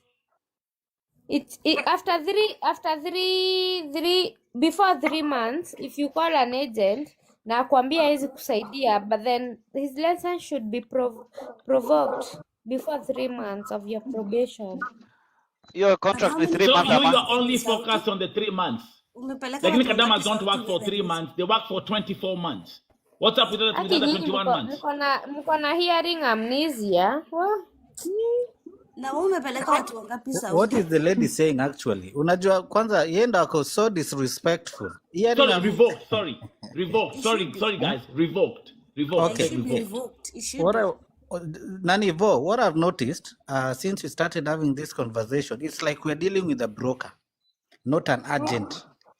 Eugenie, that's No. It's she listen. She's there and the husband was here and the husband also spoke. Come on. We'll go back from the beginning. They said they own the company. Hata vile anajibu hizi maswali bro. She's out. Ama ni mimi nasikia zangu on my side. It's because unajua kwa nini unasikiza hivyo Eugene? I've been talking over and over again. Ninawaambia hivi. Let me make my final statement. Ninawaambia hivi. Mimi kama agent, msichana akitoka hapa, afike Saudi. Within 3 months, akiniambia ako na shida, mimi nitamrudisha. Hakuna expense hata moja atalipa. Despite the fact that nimemlipia passport, nimemlipia medical, nimemlipia good conduct, nimemlipia a lot of things. Umemlipia ama amejilipia? Mimi hakuna kitu wanalipanga because they get the money from later, yes. From their contract. Yes. And when I join within hizo 3 months, despite nimemlipia hizo vitu zote, na akose afike huko aseme aje, you know what? The way I'm seeing this my boss, hatuelewani vizuri nayo. Please, nirudisheni Kenya. Despite hiyo pesa yote umetolea huyo msichana, utamrudisha Kenya. Hiyo passport ataendelea kutumia for free. Hakuna pesa hata moja utamlipisha. Ni kama ulimtafutia passport for free. Si mtuelewanga sometimes agent. Hiyo passport atarudi nayo Kenya, ni free. Medical ulimfanyia, anajijua mwili yake venye iko, ni free. Ako na good conduct, ni free. Aende tu. Si kazi na wait Vu, I see your hand. I see, but let me finish. Kuna ka misunderstanding kako hapa. So, huyo msichana umemtafutia good conduct, umemtafutia medical, umemfanyia everything. Inafaa, amefika Saudi. Before miezi 3 iishe, amesema hataki kazi. Si tunamrudisha tu Kenya. Na hakuna kesi utasikia. Lakini ikipitisha 3 months, mimi kama agent, sina nguvu. Hiyo nguvu, the power, inatoka kwangu, ina transfer, inaenda kwa ofisi, ama the employee. Sasa akifika mwezi wa 6, nataka tu mniambie ndugu zangu, huyo msichana nimemtafutia passport, nimemtafutia medical, nimemtafutia good conduct, nimemlipia ticket, kila kitu ilikuwa free, na ametumia almost 100,000. Amefika Saudi 3 months zile nilikuwa nimempea, aniambie kama hii kazi haimfurahishi, arudi kwao Kenya bila kumlipisha even 1 shilling. Amefika ameniambia, nimekaa 3 months na mimi naona hii nyumba yangu iko sawa, mimi nitafanya job. Nimwambie sawa, wewe fanya jobs according to the agreement yenye hata agent ayuko. Yeye after 3 months hiyo responsibility yenye nilikuwa nayo ya kumrudisha imetoka kwangu, imeenda kwa hiyo ofisi, imeenda kwa employee na imeenda kwa the labor attachee. Akifika 6 months aseme ai, huyu mdosi nilikuwa naona kama tutawezana, lakini saizi hatuwezani, wacha nipige simu kwa labor attachee wanirudishe Kenya. Mimi kama agent, makosa yangu ni gani hapo? Nataka tu mniambie makosa yangu kama agent ni gani? And you want to come here and abuse agent and do this. Yani amuonangi kitu mzuri agent anawafanyianga. Acha Why do nikwambie you hate yako. agents so much? Why? Makosa yako ni you are contradicting yourself because you said, and I'm not the one who listened to it, that after 3 months mtu akishapelekwa penye ameenda, hiyo story umemalizana na hiyo. Ama Na sijakataa. I have repeated the same thing even right now. Nimesema aje Eugene? Alisema they don't care. Basically they don't care. They just dump you there in Saudi. Nani They get your Nelson, money hebu and then tutoke they kwa hii don't care. live. Watu But wako na no, mambo zao za no, understanding skiza, zao. skiza, I can't skiza. deal with you. No, skiza. The word was powerless. No, And tunaambiana actually tu we, wale. Ati the I word was said I powerless. don't care. Skiza, give me a vote. Go view, give me a second. It's a Kwanza parliament. Nyinyi msiniletee usikasirike kwanza, mastress zenu skiza. by the way. Skiza, usikasirike. Ngoma siangi. Also, no, no. Kama if it's not the truth, Ruth, usikasirike. Bwana kama ni ukweli listen, it's a itakuuliza. parliament. Don't take it personal. If you take it personal, Yeah. then it can change. This conversation was a forced marriage between an agent and a human activist. You understand that part? It's a forced marriage. Unasikia But we National venye have been very anasema? cordial. No, don't. The Unasikia one huyu msichana venye anasema? the one mistake the one mistake you're making, you're using plural. Kuna few times you've said nyinyi, mukona, and you're talking to all these people and then they're cussing you down there in the comment section. Yani You understand niwapatia why? kazi za Romania, mimi sitaki hiyo argument ya Saudi. I'm done. Okay. Thank you so much. Because what I wanna know, because they're tired and they can't be able to handle Saudi Arabia. That was a very interesting conversation. That was a very interesting panel.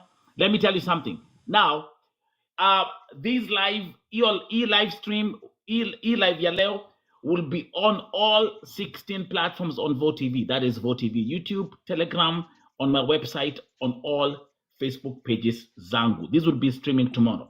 The one thing we all have to appreciate ni kwamba Ruth amesema vitu ambazo hatukuwa tunajua before, na sasa everything is clear. Kwa kila msichana ambaye anafanya kazi Saudia, now you know. I'm gonna give her one credit, her giving me credit, for you to understand ile kazi mimi huwa nafanya hapa. It's not for granted. At the end of the day, and by the way, it's interesting because now, officially beginning from today, we are celebrating 10 years of VoTV. I'm telling you, 10 years. So I want to say I love you. Hopefully now you understand. Ya kwamba the sacrifice I made for humanity and for these queens, I call them queens because they are queens. I've made a lot of sacrifice. I don't get a single penny for what I do. Matter of fact, I've dug into my pockets way too many times to solve problems. And also with the help of VoTV family. Yes, 10 years. The first victim I rescued was in March 2015, and that's when VoTV was born. Maybe at that time, Seep, I'm saying this respectfully, maybe shitting in your pampers. And I'm saying that as a metaphor because I'm a rapper. So, 10 years. Asanteni sana. Misty, thank you. Akili the Brain, thank you. Natigal, thank you. Jojo, siseme kitu. I don't see that everyone, yeah. So the whole of March, Linda, we're going to be celebrating VoTV 10 years. Thank you, Mash. That's good. Congratulations. Misty. Thank you very much. VoTV unakumbuka mimi, I think I met you the first time when we was talking about the girl in Germany, the one who had problems in Berlin, the one that Nani picked up. That's when we met. I think that was the first time. Congratulations for the 10 years. Thank you. Mr. Vu, if I can land this one thing, let everybody know, our Stanauto Ajue, the reason why wanawadichiwaga, hizo simu zao hazipokelewagi. Huyo agent alitumia pesa na hata kurudisha, anataka pesa zake azipate. That's the reason why she will never help you urudi. So It's clean. They are powerless. Akili, they are powerless. And now you understand. Akili, I'm saying, mtu akishapatianwa na ukishalipwa hiyo pesa inaenda hivyo, yeye anachukua hiyo percentage. Ukichukua mtu kutoka kwa Mwarabu hakurudishi ile ile pesa amekulipa, anakuambia wewe ndio cater for all the expenses ambazo sasa huyo mtu atarudi nazo. Kama hautoweza wewe kama agent, hakulipi hela yako. Ndio maana wasichana wanabaki huko kama wanadidimia, wengine wanakufa, wengine wanateswa. Hivyo ndio sijali. And that's why every day, now you understand why every day kila siku wamepanga mlolongo hapa Vo TV, because that's, and my phone is not sleeping. That's why. Let's Jojo. Na ni 20,000 pia. Wala alikuwa anauliza commission ni 20,000 commission. Jojo, talk. Hi everybody. This is my first time, you know. Then I just put TikTok scrolling. Then I saw Vo TV. It's my first time. I have never seen this guy. Thank you. This guy here, Vo TV, and I was like, who is this? And I listened, and the way he was giving out about, I don't know, allegations, and then he puts the rap, you know. In the morning. Okay, I got you. Yeah, we had a party. Yeah. I've never heard of you. I was like, oh my God. So in TikTok, there's evolution, like, and I listened. You spoke a lot of sense, you know, the way you're saying. Thank you. You're not fighting, you're only positive and whatever. I just loved you, you know. Oh my God, thank you, Jojo. I just love you. Thank you. Listening to this lady now, this lady who is talking about now she has stopped taking people to Saudi Arabia. She's taking people to, I don't know, Romania. Yeah. I mean, Ireland. Romanians are coming to Ireland now to survive because Romania is poor. So how will somebody complain? That's what Missy was also saying. Everyone was saying, I tried to make her understand at the beginning when I said Romania need a great Europe, and she thought that I was kind of disrespectful, but it's the truth. Listen, I'm a German citizen. I'm in the Republic of Ireland, literally. People from Eastern Europe are running to Ireland for economic development. That's Romania, Polish people, Romanians, Lithuanians, Bulgarians, Lithuanians, all of them. So if somebody tells you in Kenya they are taking you to any of those countries, by God, run.